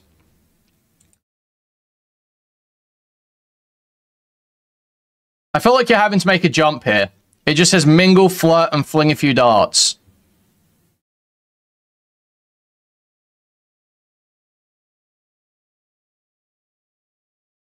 You guys are just trying to use like a couple words on a website to try and make it sound worse than it is, okay? And while I appreciate borderline slander against people I don't like, I will not be participating. I end up really, really, really sick. And I go to the doctor, which was a headache because I had my Alberta healthcare number. That's like the insurance number for basically the universal healthcare that I need to have my healthcare covered. And I had it written down, but because I didn't have a physical card, because Alberta doesn't really give out the cards anymore, and I haven't kept my card because I've been traveling so much, I just have it on my phone. No one would take me. They're like, these stupid receptionists were like, we need to scan it. And I was like, no, you don't. You can go to Netcare and put my name in there and my insurance number. And as long as the insurance number matches my name, I had every other piece of ID possible. I didn't have my passport. I had my driver's ID. Dang, I forgot to say Merry Christmas. So here's Merry Christmas to you one. too. Thank you for the 333. Merry Christmas. Thank you. I had my birth certificate on my phone. I had my insurance card. I was like, please just let me see a doctor. And they just wouldn't let me see a doctor. So I tried like 6 different medical centers until finally one lady, I was just like, please. And she was like, well, I really need to scan the document. And I was like, okay, that's like a whole day for that one. That's just like fucking nasty to read. Open on my phone. I can tell you everything about myself and all the last medications I've had since I was a... Well, it's okay. I understand. Some of you are not very funny. Okay, some of you are like really not very funny or intelligent. Now, I tried to keep my chat very high IQ and very funny and very affable and awesome and epic. There's not enough affable, awesome, epic, high IQ people in the world, however, to sustain my career. So I can't ban all of you. I can't ban all stupid mid-posters, but I would appreciate if stupid mid-posters wouldn't attempt to get a reaction from other chatters by being like writing disgusting, depraved messages that are so try-hard and embarrassing. Honestly, I think you should be legally required to post them on your personal Facebook account to your family. Baby, because it's on my phone, you don't need it. Please, I need to see a doctor. And I pull my mask down and I'm like, look how swollen I am. My eyes are swelling shut. Please let me see a doctor. And I sound like horrible at this point. And she's like, okay, fine. I see the doctor. He's like, yep, you got strep and bronchitis. Great. I get some antibiotics, start taking that. Takes a while. Start getting better. In the meanwhile, we're waiting for my passports. Where are our passports? Well, as luck have it, so the passports are taken by the US Embassy, they're stamped with our visa, and then they're given to Canada Post, which is it's basically like a public sector. You guys have it here, right? Like United States Postal Service, USPS or whatever. I don't know, the one that's government funded. Oh, this is the post office story. Here we go, guys. Here we go, guys. And I sound like horrible at this point. This is huge. And she's like, okay, fine.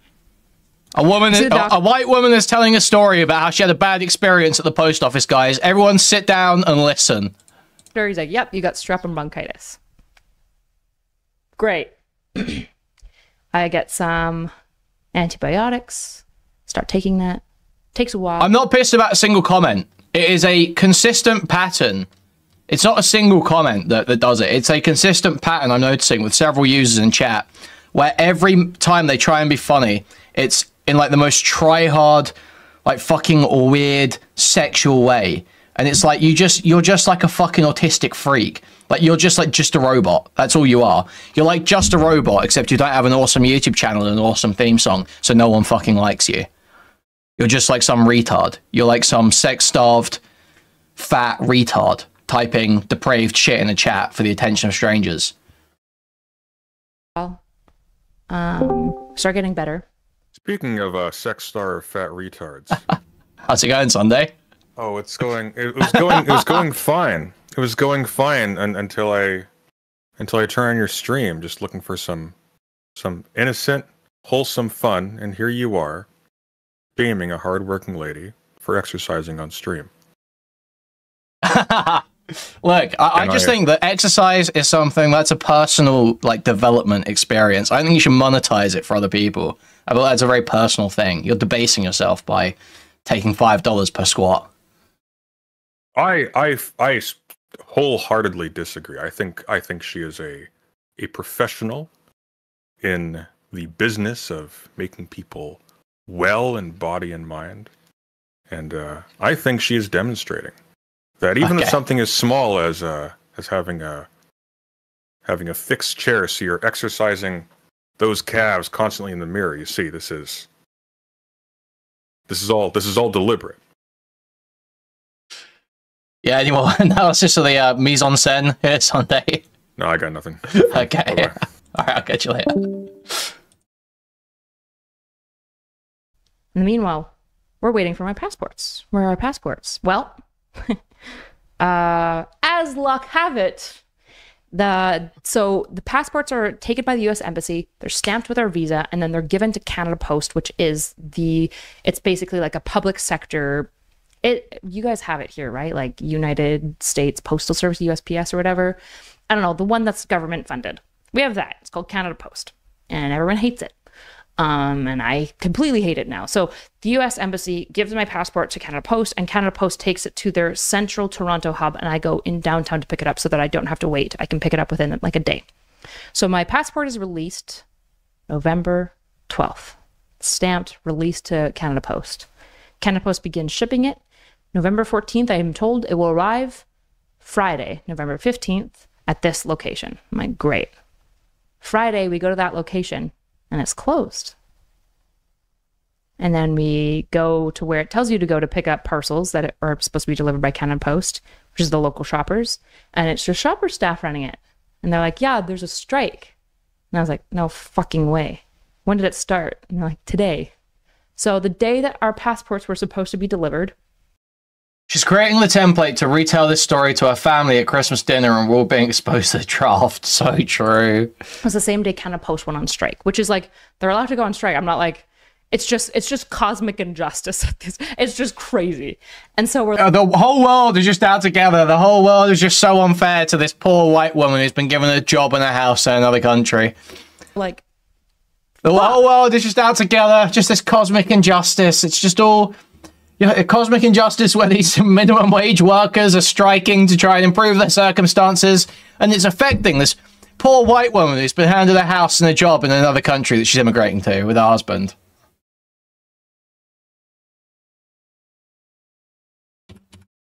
Bro. This is insane. Like, today. So the day that our passports were supposed to be delivered was the same day Canada Post went on strike, which is like, they're allowed to go on strike. I'm not like, it's just cosmic injustice. It's just crazy. And so we're like, fuck. Is there any way to get our passports? And the shoppers staff were like, I don't know. So we spend the next 3 days Where did President Sunday's vitriol for erudite stem from? I've always wondered but have never known. They had that one debate, didn't they? And there was that big argument over whether he called him a stupid bitch or something. What was it? Stupid bimbo or stupid bitch or something like that? Calling everyone, trying to be like, is there a way to go back to America with a temporary passport? Is there a way to get our passports? Could we go to the location that it's kept at? I'm calling everyone. I'm getting like supervisors. I know like all of the details. Like, where it was at what time it got delivered to the Toronto depot, why it didn't get shipped out on the 15th. It wasn't actually precisely loaded in the truck. It was brought close to the truck, but not put into the truck. And then the truck closed and the strike started the next morning. So I know everything about my passport. The problem is I cannot get in there because when it's on strike, the union is obviously not working. And if the union workers aren't there, then the Canada Post closes its doors. There's no one going in and out. And the depot that my passport is at is by an airport that you basically can't get to as a civilian anyways. Not that like I could go rifling through the depot and be like, I gotta find my passport. That also wouldn't be allowed. I call the union. I call the union president. I call everyone. And everyone's just like, man, that's a tricky situation. So there was one option that we were given, which we could potentially get a temporary passport. The issue is that A, my lawyer told me do not do that because it will nullify your visa, which we had just gotten. Because as it was explained to me, the visa was attached to my passport number, which is crazy. And so I'm calling around. Finally, I'm like, you know what? I'm going to call a conservative MP. We post on Reddit as well. And they recommend talking to a TSA officer because there is a temporary passport where you basically fill in a form saying, my passport isn't gone. It's just temporarily unavailable, but I'd still like to travel. So we call the MP to try to figure out the details of how to get this. They're incredibly helpful. They're the only helpful person the entire time. Gosh, the union was actual cancer. That's kind of the point. Hey, retard, that's kind of the point. That's their goal. No? Hey, union, I know you're striking right now, but could you do some work for me, please? I'm a white woman. No. How about no? And they recommend talking to a TSA officer because there is a temporary passport where you basically fill in a form saying, my passport isn't gone, it's just temporarily unavailable, but I'd still like to travel. So we call the MP to try to figure out the details of how to get this. They're incredibly helpful. They're the only helpful person the entire time. Gosh, the union was actual cancer. They started yelling at me, being like, we have rights. And I was like, bruh, I'm not part of this fight. I just want my fucking passport. I just want to go home. I don't even want my passport. I just want to go home. I just want to go home. This is why I missed multiple episodes again. And I'm sick throughout the whole process, so I'm grumpy. And then one of the union workers... They were striking, retard! What? Jobs for the union is to let postal workers know the number of their local union rep. She's based in Montreal. And I'm asking for the Toronto union rep. And she just is like, I don't know that number. And I was like, there's no way you don't know that number. That's your job. Give me the number. And she's like fighting me. She won't give it to me. And I'm like, I just keep on like Chris Fossing. I'd be like, how am I supposed to do this? How am I supposed to do this? How am I supposed to do this? What am I supposed to do? I think at one point I was like, I have a son at home who's sick and autistic or something. I lied. I just lied to get what I want. I just lied to get what I want. Well, I thought she was moral. I suppose it's okay because God's a utilitarian. And God would say that Destiny's mission is the most important mission in the world. So Erudite has to do whatever necessary to make it continue. And that's what it would be, right?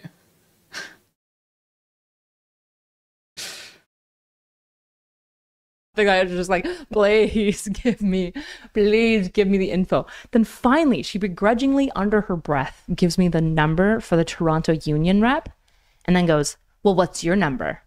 And so I like give her my number. She was really sick, Kuihman. Can you chill? Okay, she cuts me off midway through me giving her number. And she's like, okay, well, now you have it. Do you need anything else? And I was like, no, this is what I've been asking for the entire time for like 10 minutes.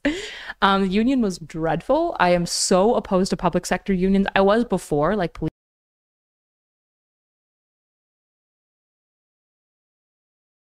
Okay.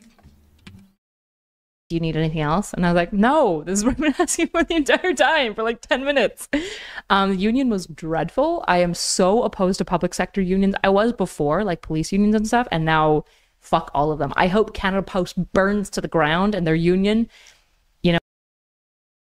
Dude, what?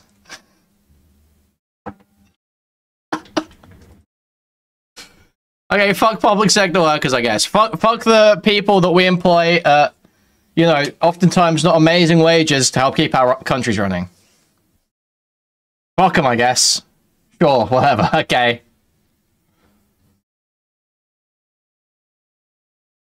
I don't know, me personally, I'm like fine with having like fucking healthcare unions and teachers unions to try and negotiate for better pay and conditions for the people working in those positions. Me personally, that's just me. You know what? I hope the union gets violently rejected by the postal workers because they're awful. And they're also negotiating for insane shit that will destroy the company and lose all their jobs. So I hate unions for public sectors now. It's official. Well, I already kind of did, but now it's... They didn't do what I wanted. They didn't break the picket line for me, so I hate them. It's like not just police. Because it personally inconvenienced me once. So I hate them. The post burns to the ground and their union... You know what? I hope the union gets violently rejected by the postal workers because they're awful. And they're also negotiating for insane shit that will destroy the company and lose all their jobs. So I hate unions for public sectors now. It's official. Well, I already kind of did, but now it's like not just police. I'm like, yeah, probably all public sectors shouldn't have unions. That's a take for... Do people really even say, like, okay, I understand there's probably some people that say it, but do reasonable people even say there shouldn't be police unions? Or do they just say that police unions currently have way too much power and are able to get away with fucking murder, literally in some cases?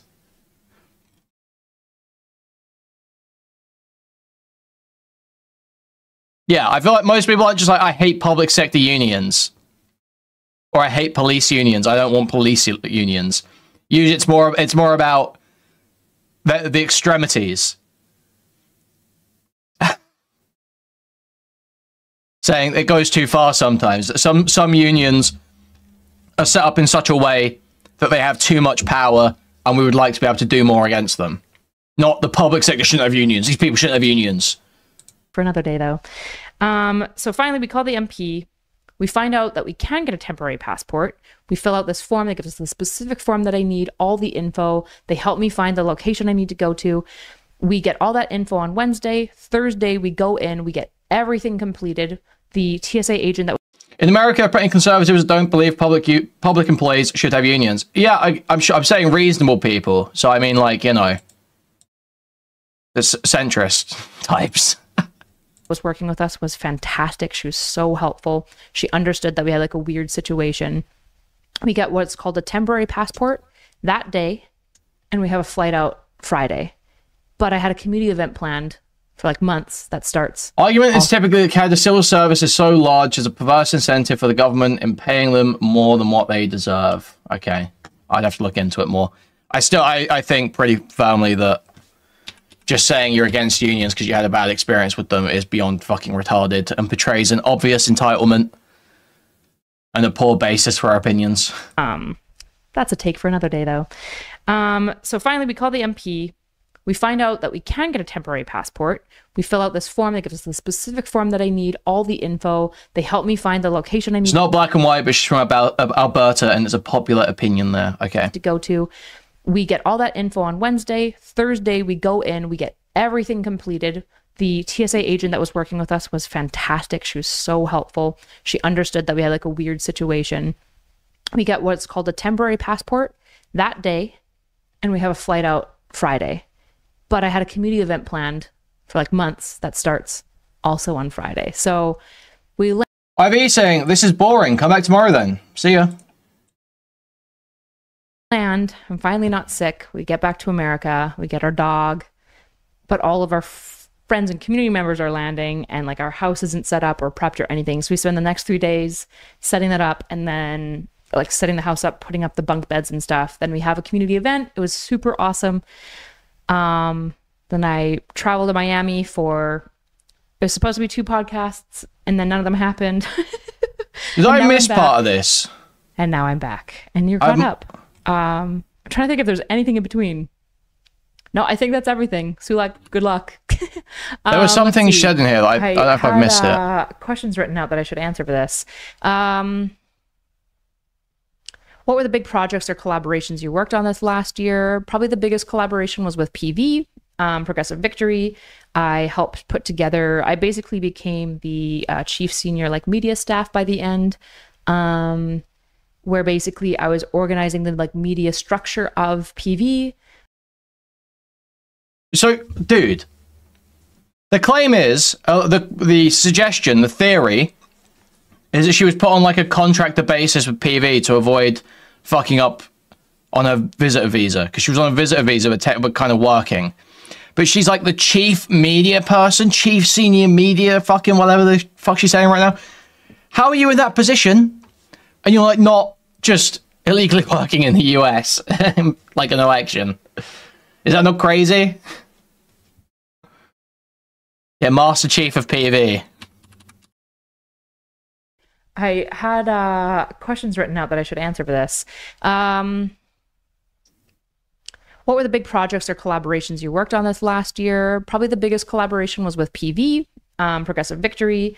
I helped put together, I basically became the chief senior like media staff by the end, where basically I was organizing the like media structure of PV,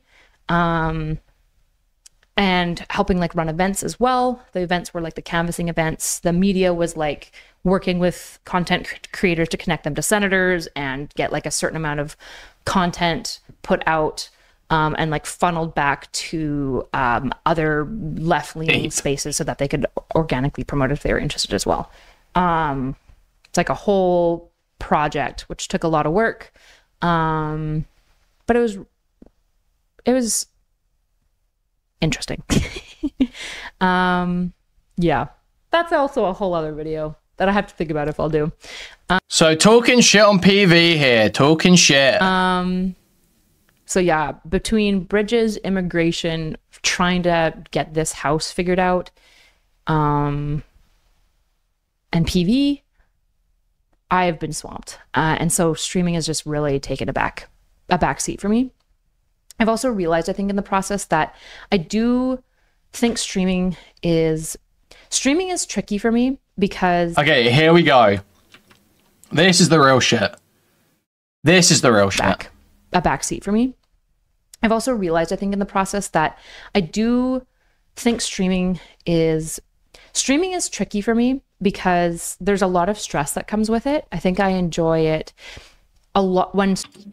I wonder if she's the one who tried to get Dick and Vito's money back. Almost definitely, I think. If she's like the chief and Erin is the one that reached out and they said Erin got her supervisor or whatever, or they had to speak to Erin's supervisor, I almost definitely think it's Erudite. Almost definitely, I think Erudite was like, Erin, go talk to Dick and Vito for me. And then, yeah. Almost that I would... No proof, no evidence. That's my interpretation of the publicly available information. Oh, it was a guy who tried to get the money back. Okay, J-Stalk is saying that he has asked Vito. We've got information. It was a guy who tried to get the money back. It was not Erudite. Trying to get this house figured out. It was some Mexican guy. Do we know any Mexican guys in PV?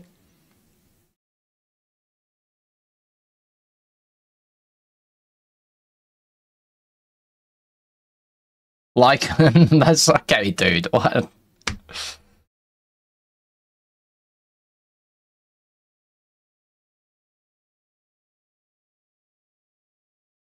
Deep.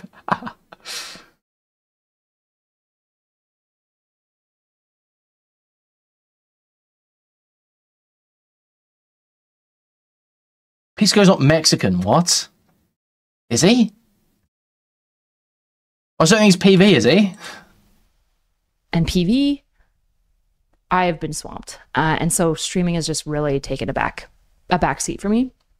I've also realized, I think, in the process that I do think streaming is tricky for me because there's a lot of stress that comes with it. I think I enjoy it a lot. When streaming is fun, I really enjoy it, but there's a lot of cons that come with streaming. This guy is Indian. What? In the process that I do think streaming is tricky for me because there's a lot of stress that comes with it. I think I enjoy it a lot when streaming is fun, I really enjoy it, but there's a lot of cons that come with streaming that don't come with like any other type of content creation or back-end management. Specifically like the drama and stuff that comes with it. I'm just not like a drama person. And I think necessarily streaming is live. You're going to say things that are not well put, that people will be upset about. So guys, this is the most terrific cope I've ever heard. I'm just not a drama person. When she engaged in it for so long, she was back and forth with fucking Mr. Girl and Lav and all these people. She was in the mud constantly flinging shit. And now all of a sudden, I guess because people don't like her so much anymore, because every time she gets involved, she gets totally slated. It's a different opinion now. Yeah, jumped in to save Tom. Other type of content creation or back-end management. Specifically like the drama and stuff that comes with it. I'm just not like a drama person. And I think necessarily streaming is live. You're going to say things that are not well put, that people will be upset about. And the problem is that if the streaming space was less like parasitic and toxic. Dude, like, it's the biggest seed in the fucking world. Less parasitic. What are you if not a fucking parasite, Erudite? What are you if not a parasite? Let's be serious here. You got a host body that you're draining the life out of. You can see it on bridges. It's like literally seeing someone's like it's like seeing Quan Chi actively, like, you know, fucking stealing someone's soul out of their fucking mouth, you know? Like, that's how it looks when Erudite's sitting next to Destiny. When he hears her say super curious a couple times, you just see, like, the soul getting ripped from his body as he's just, like, looking down miserable, just like, why? Well, I can't say shit anymore. I can't say shit anymore. They'll just copy. I can't say shit anymore. What are you if not a parasite, Erudite? Not well put, that people will be upset about. And she's Voldemort on the back of Destiny's head. Problem is that if the streaming space was less like parasitic and toxic, if I like said something on stream and I was like, oh yeah, that's probably not the best thing to say, I could just be like, I mean, yeah, like it wasn't worth. Like, again, Erudite loves throwing shit at other people when she's in a good position to do so. She is engaged in hostile ways many times. But it's toxic and parasitic when she gets shit. I just...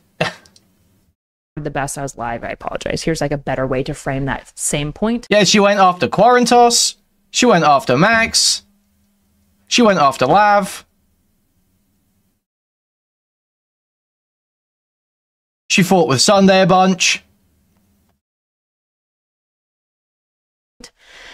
But because how the space is, if you do that, the clip of you saying I was wrong here will be okay. And this is cope too. Was less this is crazy, parasitic and toxic. If I like said something on stream and I was like, oh yeah, that's probably not the best thing to say, I could just be like, I mean, yeah, like it wasn't worded the best. I was live, I apologize. Here's like a better way to frame that same point. But because how the space is, if you do that, the clip of you saying I was wrong here will be forever and 100% weaponized against you. So you, to some degree, have to, like, at all times while you're streaming, be thinking about being as mindful about your language as possible, which is exhausting. But also on top of that, to some... Okay, I don't know how much to play because I've got so much to say about this moment. So she's saying the clip of you saying you were wrong will always be weaponized against you. This is not true. This is just false. From my experience, this is just incorrect. People don't, especially with Erudite, the clips I see weaponized against Erudite... It's my birthday. Can you zoom in a little on her foot in the mirror? I'm trying to see something, thanks. Thank you for the $5, Jimbly. No, thank you, though. Jesus Christ, why say some shit? You're so wretched, bro. You're so wretched.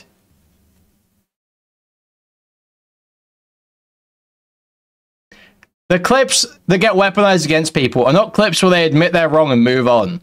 That does not happen. I do not see that, like, ever. That's not like a thing. The clips that get weaponized against people are the clips where they double down on something obviously retarded. Exactly. Like the whistleblower thing, which I feel like is what is being spoken about here. Is the whistleblower incident, where she claimed you do not have to be inside of an organization or project or whatever to be a whistleblower, when you obviously do. Like, you don't have to be internal to whatever you're blowing the whistle on to be a whistleblower, but you do. Alex Jones or whatever is who presents information on his show that's been presented by whistleblowers initially, brought to the forefront by whistleblowers initially. He's not a whistleblower in doing that. The person who got the information from the organization, that's the whistleblower. And yet she doubled down and doubled down and doubled down and did the most retarded shit in the world and talked herself around in fucking circles going on JStalk stream trying to justify it.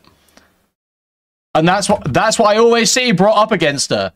Is like, here, look how fucking retarded this woman is. Look how fucking stupid and egotistical she is. It's not the clip of you admitting you're wrong.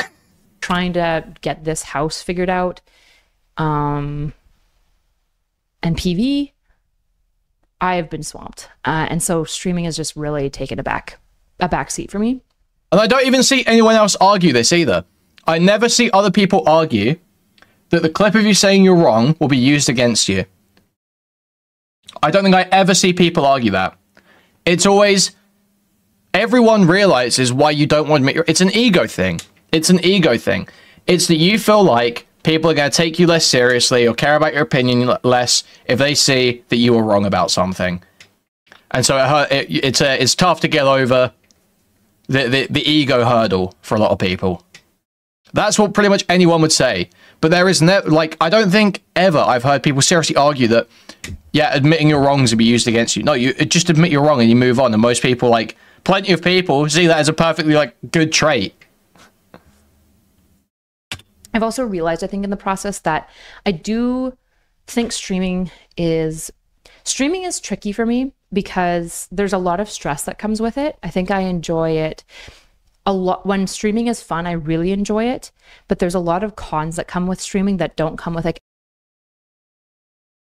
No, Erudite is absolutely worse than Supreme. Erudite is 100% worse than Supreme. Kelly, you're delusional. But that's okay. That's a personal bias. Any other type of content creation or back-end management.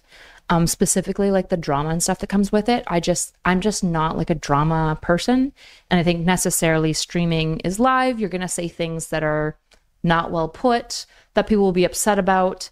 And the problem is that if the streaming space was less like parasitic and toxic, if I like said something on stream and I was like, oh yeah, that's probably not the best thing to say, I could just be like, I mean, yeah, like it wasn't worded the best. I was live. I apologize. Here's like a better way to frame that same point.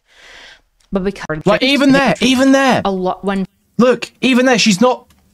What she says there isn't I was wrong. Look, listen, dude, this is so crazy. Even when giving an example of how she could admit she was wrong in a more accepting environment, in the statement she doesn't actually, or she at least preambles a bunch before admitting to being wrong. It was interesting. Yeah, that's also a whole other video that I have to think about if I'll do.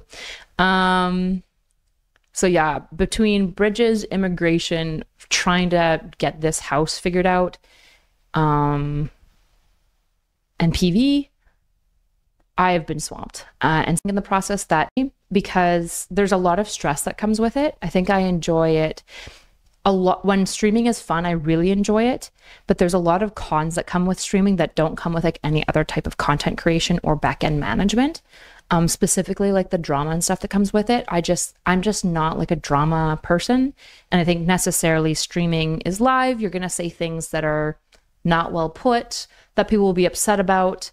And the problem is that if the streaming space was less like parasitic and toxic, if I like said something on stream and I was like, oh yeah, that's probably not the best thing to say, I could just be like, I mean, yeah, like it wasn't worded the best. I was live. I apologize. Here's like a better way to frame that same point. But so you hear that? What did she say here? On stream and I was like, oh yeah, that's probably not the best thing to say. I could just be like, I mean, yeah, like it wasn't worded the best. I was live. I apologize. Here's like a better way to frame that same point. It's not I was wrong. Sorry. Yeah, I'll change my opinion. It's, yeah, I didn't word that the best way. Here's a better way to frame that same point. And this is her theorizing about how she could admit to being wrong in a less toxic environment. This is the most honest she can possibly get when admitting to being wrong is, yeah, that wasn't the best way to frame it. here's a different way to frame that same point, which isn't admitting you're wrong. It's so crazy. I could not believe this when I heard it. I know it's a small little thing, just a small phrase, but it's just like so crazy, so blatant, when you literally are laying out a fantasy world where it is super easy to admit you're wrong, and you still can't imagine yourself admitting to being wrong. But because how the space is, if you do that, the clip of you saying I was wrong here will be forever and 100% weaponized against you. So you, to some degree, have to, like, at all times while you're streaming, be thinking about being as mindful about your language as possible, which is exhausting. But also on top of that, to some degree, if you have an opinion, unless you think you genuinely were 100% wrong, even if you said it in like an unideal way, you should probably defend your position. So literally never back down. Even when you know you're wrong, never back down.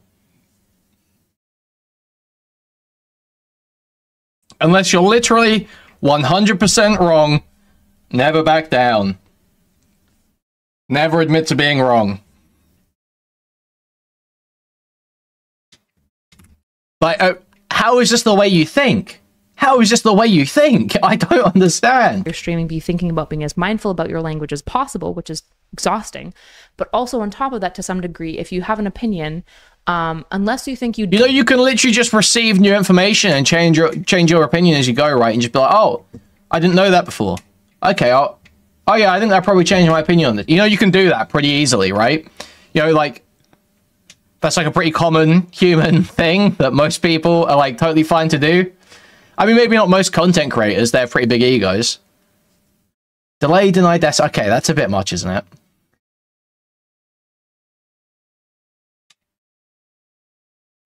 That's a bit much. It's not common in content creators, I guess, but I think it's a pretty common, normal thing to be able to do, to say, I've received new information, I'm changing my opinion. And I don't think it disqualifies you from being able to have an audience or being able to operate in streaming. I think that's crazy delusion for like a narcissist who can never admit they're wrong. But because how the space is, if you do that, the clip... It's just that you're like coping yourself into thinking actually doubling down and being a complete retard is always the best thing for me. Okay. Of you saying I was wrong here will be forever and 100% weaponized against you. So you, to some degree, have to, like, at all times while you're streaming, be thinking about being as mindful about your language as possible, which is exhausting. But also on top of that, to some degree, if you have an opinion, unless you think you genuinely were 100% wrong, even if you said it in like an unideal way, you should probably defend your position. Because there's a lot of like, it feels like social wrestling. It's like high school social wrestling, which doesn't exist in any other space that I've experienced. Like video essayists, not like this. Podcasters, not like this. But the streaming industry, streaming is this like weird amalgamation of like, it's kind of like radio, it's kind of like reality. What are you even going on about here? Sick.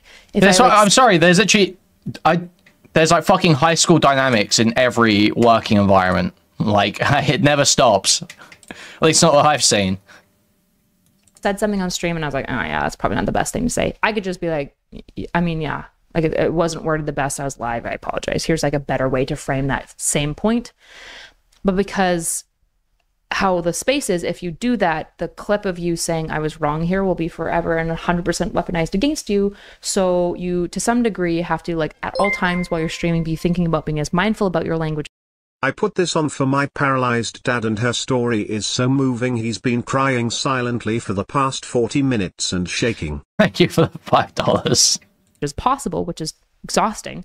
But also on top of that, to some degree, if you have an opinion, unless you think you genuinely were 100% wrong, even if you said it in like an unideal way, you should probably defend your position. Because there's a lot of like, it feels like social wrestling. It's like high school social wrestling, which doesn't exist in any other space that I've experienced. Like video essayists, not like this. Podcast. Does she mean just people fight? That people fight in streaming? People argue and get into fights? Is that it? Is that all she's saying? That does happen in video essays. People make video essays on each other's channels. That does happen with podcasters. There are beefs between podcasts. Yeah, that does happen. Yeah, if you're talking about clicks, that absolutely happens with video essayists. That absolutely happens with podcasters. I don't know what... It's more visceral and in the forefront because everyone, like, you know, live streamers are online, like, fucking... In Lyric's case, 2 hours a week. In Chud's case, 8 hours a day. You know, varying amounts, but a lot more than the video essayist is putting their thoughts out there. So it's much more brought to the forefront and active.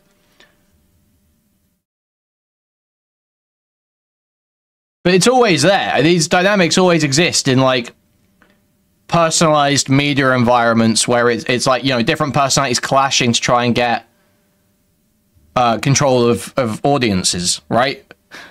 That happens pretty frequently in, like, all content creations, but I just don't know what she's even crying about here. It just sounds like she feels like that people weren't nice enough to her. Is almost how it sounds. How the space is, if you do that, the clip of you saying I was wrong here will be forever and 100% weaponized against you. So you, to some degree, have to, like, at all times while you're streaming, be thinking about being as mindful about your language as possible, which is exhausting. But also on top of that, to some degree, if you have an opinion, unless you think you genuinely were 100% wrong, even if you said it in, like, an unideal way, you should probably defend your position. Because there's a lot of, like, it feels like social... Is this Russia Today post true? I don't...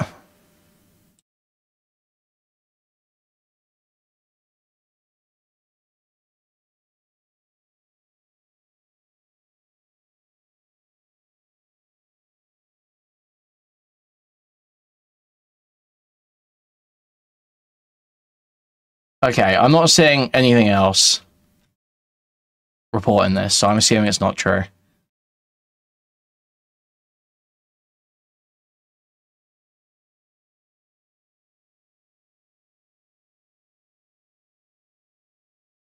There's a Russia Today post claiming that Baron Trump has been... Thank you for the $20, Timmy Ballgame. Merry Christmas. Merry Christmas to you too, thank you. There's a Russia Today post claiming that Baron Trump is on 6 months of academic probation for making a rape joke in class. But it's literally not being reported by anyone else, so I think that's complete bullshit. Wrestling. It's like high school social wrestling, which doesn't exist in any other space that I've experienced. Like video essayists, not like this. Podcasters, not like this. But the streaming industry, streaming is this, like, weird amalgamation of, like, it's kind of like... It says to a female classmate is the claim. Like radio, it's kind of... There's a lot of, like... It feels like social wrestling. It's like high school social wrestling, which doesn't exist in any other space that I've experienced. Like video essayists, not like this. Podcasters, not like this. But the streaming industry, streaming is this, like, weird amalgamation of, like, it's kind of like radio, it's kind of like reality TV, and it's kind of like paparazzi, like, all at the same time. And just to be clear, if you enjoy watching that, I get it, because I love reality TV. But it can be really stressful. But also morals, smile. But also morals, smile. And so this, like, it is so sour. It just comes off so sour grapes. It just sounds like you got a bunch of shit. You were mad about it. You couldn't handle it. And now it's everyone else's fault. The content sucks. The space is terrible. Like, that's just how it comes off, no? When she's sitting there going on about how, you know, she'll block Chud from anything else and all this shit because of morals, smile. And all this shit. I don't think Chud's going on anything else at this point. He's shit on Dan's campaign, so... To be in the midst of, and I don't know if I'm super good at it. So I've had, like, probably admittedly, like, a lower motivation as well. I have a lot of content that I would like to film that I'm excited to do. I just need to finish setting. I need, like, a second mic in here. And I need to email a couple of people for a couple of interviews, but I have some extra, like, pre-recorded concepts that I like to do because I just like that content a fair bit more. So you will be seeing more content from me. I just don't know whether it will be streaming or more pre-recorded, and probably the pre-recorded stuff will probably get its own separate channel. I think the algorithm works a lot better for... So this sounds like no more streaming. This is basically what this sounds like, is not streaming. For that. kind of how Lonerbox has it separated. So we'll see if I separate the stream channel from like the pre-recorded, or just like, because I'm gonna do like this new series. I basically want to take my feminizing series and kind of branch that into a pretty deep dive exploration, talking with women about womanity basically. And people were getting very upset. I've heard a lot of people very upset about the womanity word used here. Not a very common one. Not a very common one at all. Very strange phrasing. Now, what I find interesting, very interesting, is actually Fairy Queen's in the chat right now. Now, I remember Chud telling Fairy Queen in very harsh and no uncertain terms that there is no space for fucking feminist theory content. Ain't nobody wanna watch your fucking feminist theory podcast. Now, why the fuck does Erudite think when, sorry, what's Bridges doing right now?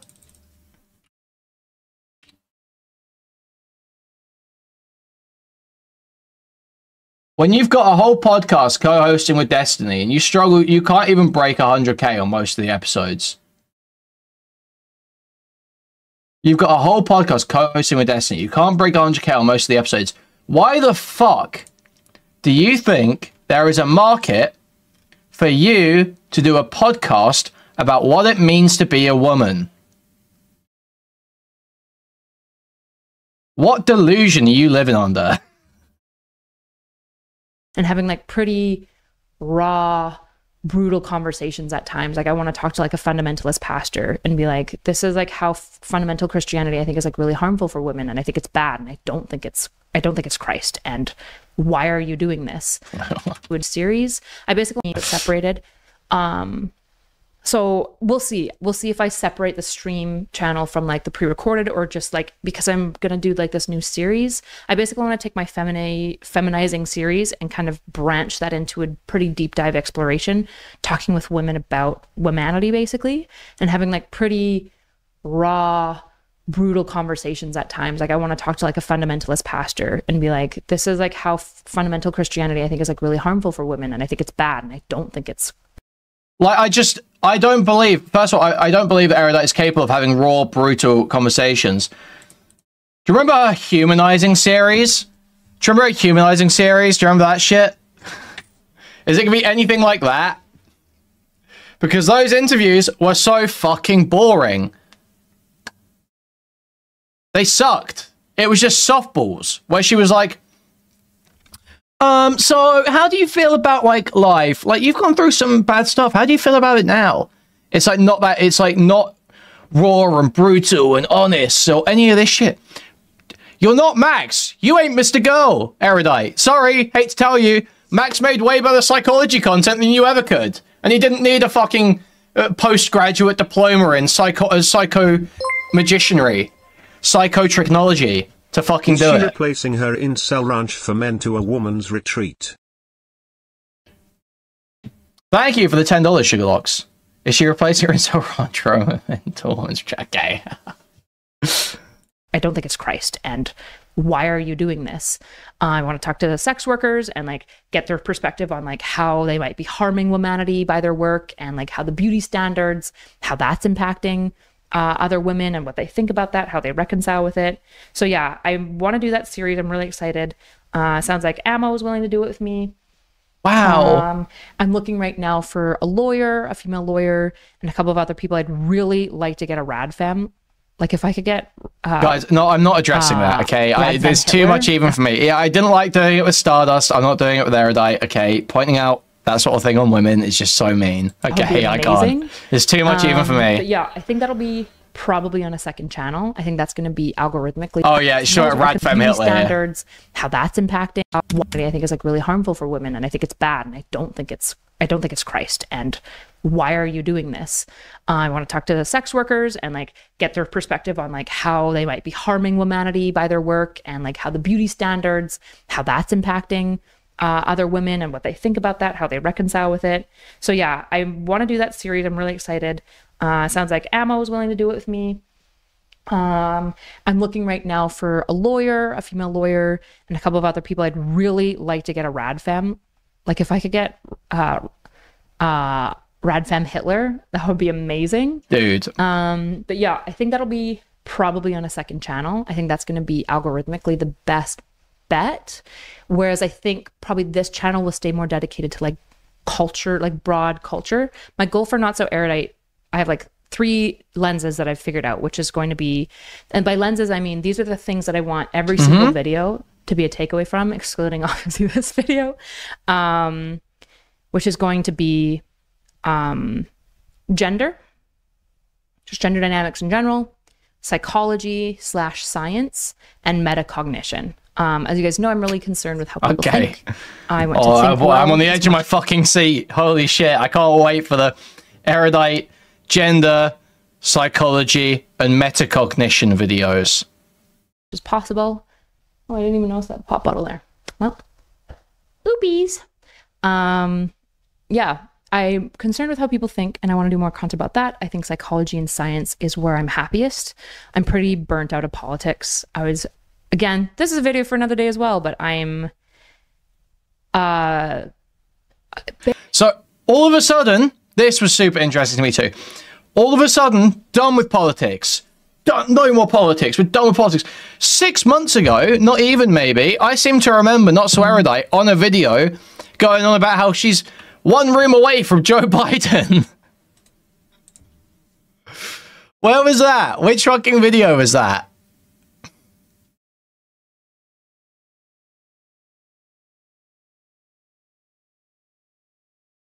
Okay. Right.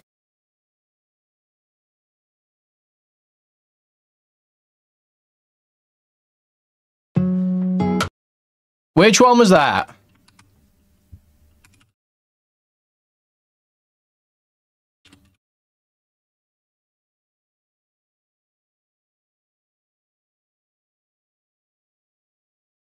I don't know if I can go through and find it, but...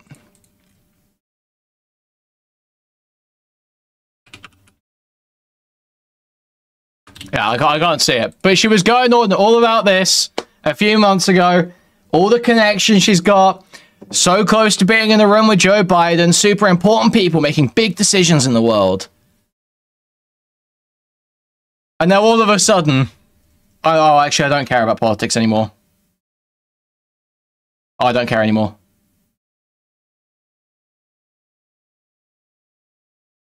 I thought you were all about you wanted to make a real fucking difference.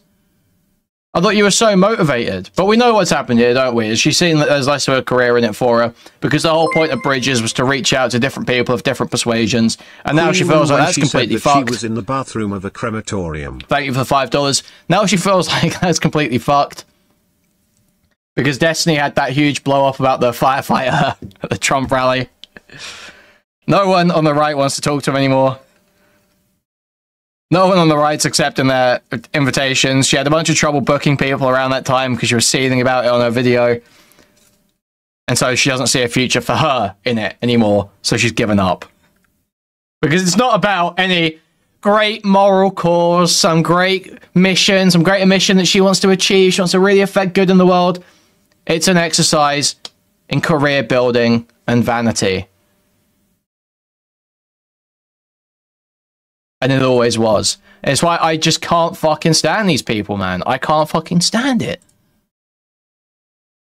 It's lying. They're lying. You're lying to me. Pretending you care. I right now am like two rooms away from Joe Biden himself, based on some of my networking connects. That's fucking crazy. And that means people who are friends of me are like 3 rooms away. That's crazy to think about. But that also means like, I think being an individual is good, but I feel like something that gets so lost in society, and I'm not sure if it's because of like lack of religion or just like the education system isn't reinforcing this enough, which is that like to run a democracy means that everyone has to buy in. I think Steven says this all the time. And to run a civilization effectively, that Steven says this all the time, guys. Steven says this all the time. Maximum freedoms that has created the best human experience on the planet, which is the American kind of new world democratic system. It is the best thing that has ever happened to humanity, bar none. It is the best. And if you want to protect that as hey, I don't know if you're a lyrics chatter, gay posting is not allowed. Okay, no. Good call, gay past me. posting. Good Come back call. tomorrow when you've learned to not be gay. Good call. Secret, which you should do. Just truly read a history textbook. If you're like, I don't know, man, democracy's kind of cringe. Okay, read about monarchy, you dumb f***, and do not think for a second that you would be a lord or lady. Okay, you're in my chat. Okay, we're all plebs. I'm a pleb. We're all plebs. Oh, this is brilliant. Guys, did you hear that? Read a history textbook. If you're like, if you want to protect. Okay, this is about her fucking up the monarchy stuff, I think. I don't care about that. Anyway, you get the point. She was so in on politics a few months ago when it was looking good. Now all of a sudden doesn't care. Basically, I walked away from working with the Democrats being like, if you guys win, you don't deserve it. Fuck you guys. Also, Republicans, fuck you too. You suck. All of you politicians, you all suck. All of you political workers, most of you. Whoa, yeah. All politicians suck, man. All politicians suck, man. Both sides, but all politicians suck, man. Yeah, so true, man. Bitch, you ain't Holden Caulfield. Okay? Be fucking serious. Man, they're just not nice. Man, you know. They're just not nice. Not very nice people. Don't like the culture. Fuck you guys. But that's a video for another day. And it's so, I feel like it's so transparent here as well. She wasn't handed the opportunities. She wasn't handed the red carpet. The red carpet wasn't rolled out for her.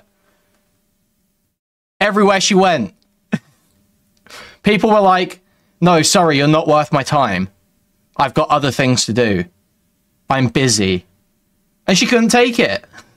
I didn't answer any of these questions. Looking forward, finally, what's one thing you hope people take away from your work this past year, even if they didn't see it directly happening? Mostly, I hope you guys check out Bridges and enjoy it. That's like where I'm putting a lot of my lifeblood into. I'm really excited about it. I think it's really fun. So I hope you guys watch Bridges, enjoy it, and as always, big hugs, big kisses. Democrats lost an election where incumbents lost across the world. Fuck the damn demon rats.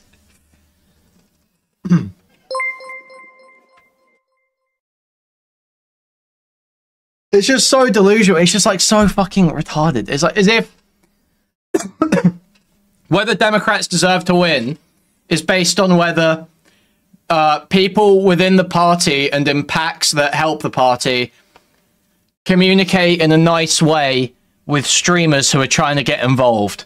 That's what determines whether they deserve to win the election or not. Not their policies.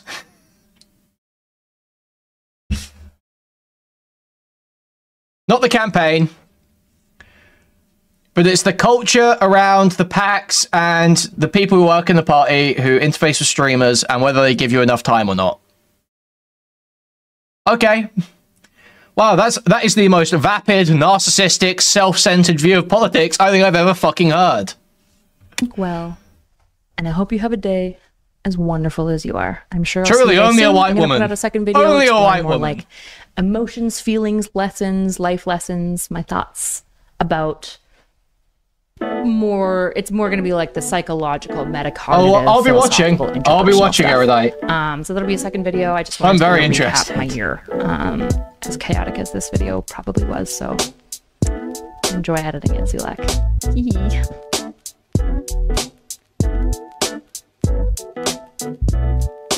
She should pivot mental health services to provide SSRIs, Valium, and select your price cheap wine. Thank you for the $5. Thank you.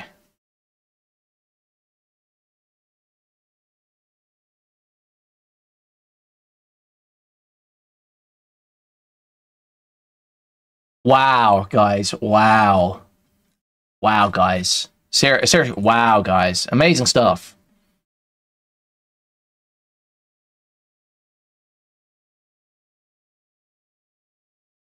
Great, amazing, very awesome stuff.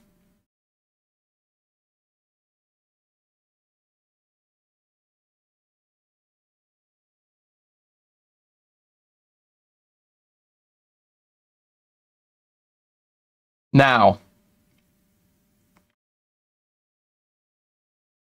I have got the latest Mr. Repzion video and also an old VOD that features Lyrics versus Stardust.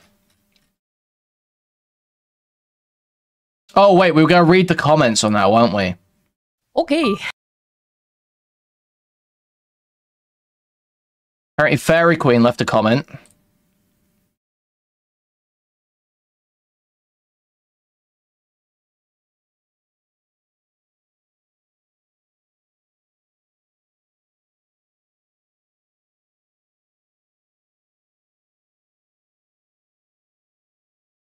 After silently supporting Steven's actions this past month, I can't understand why you'd even bother calling yourself a feminist. Why would someone like Radfem Hitler, Hannah Borelli, or any real feminist want to work with you? Except to get their name out. Are you just grifting for money at this point? Cut the act, own up to being a moderate conservative searching for religion, and be authentic for once. Throw out the goth makeup, you're not in high school anymore. Stop kissing Steven's ass, kick him to the curb where he belongs. Why the sudden rebrand, Kyla? Was it Destiny leaking nudes of your female friends to a random 19-year-old with a foot fetish on Discord?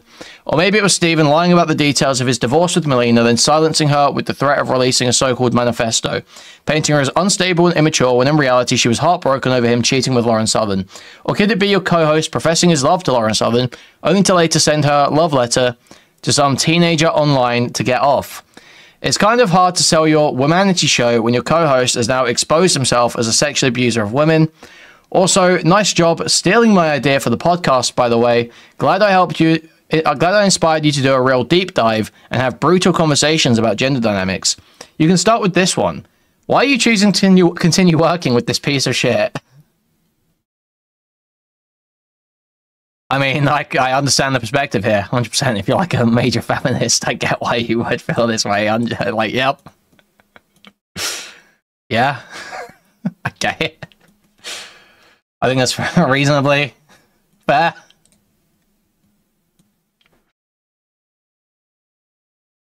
Please give the man you had write this message a raise, Steve.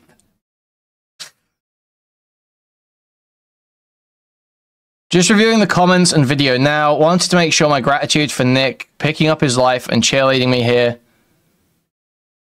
truly sets the bar high for partners, and I win the lottery every day waking up to him. Okay, and he posts your BMI in Discord too to own the haters.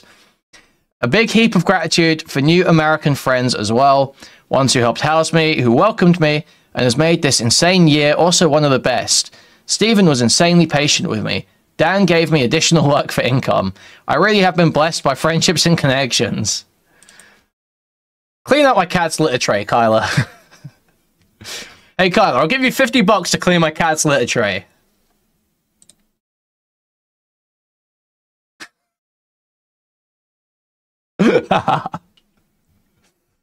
Dan hires illegal immigrants. No.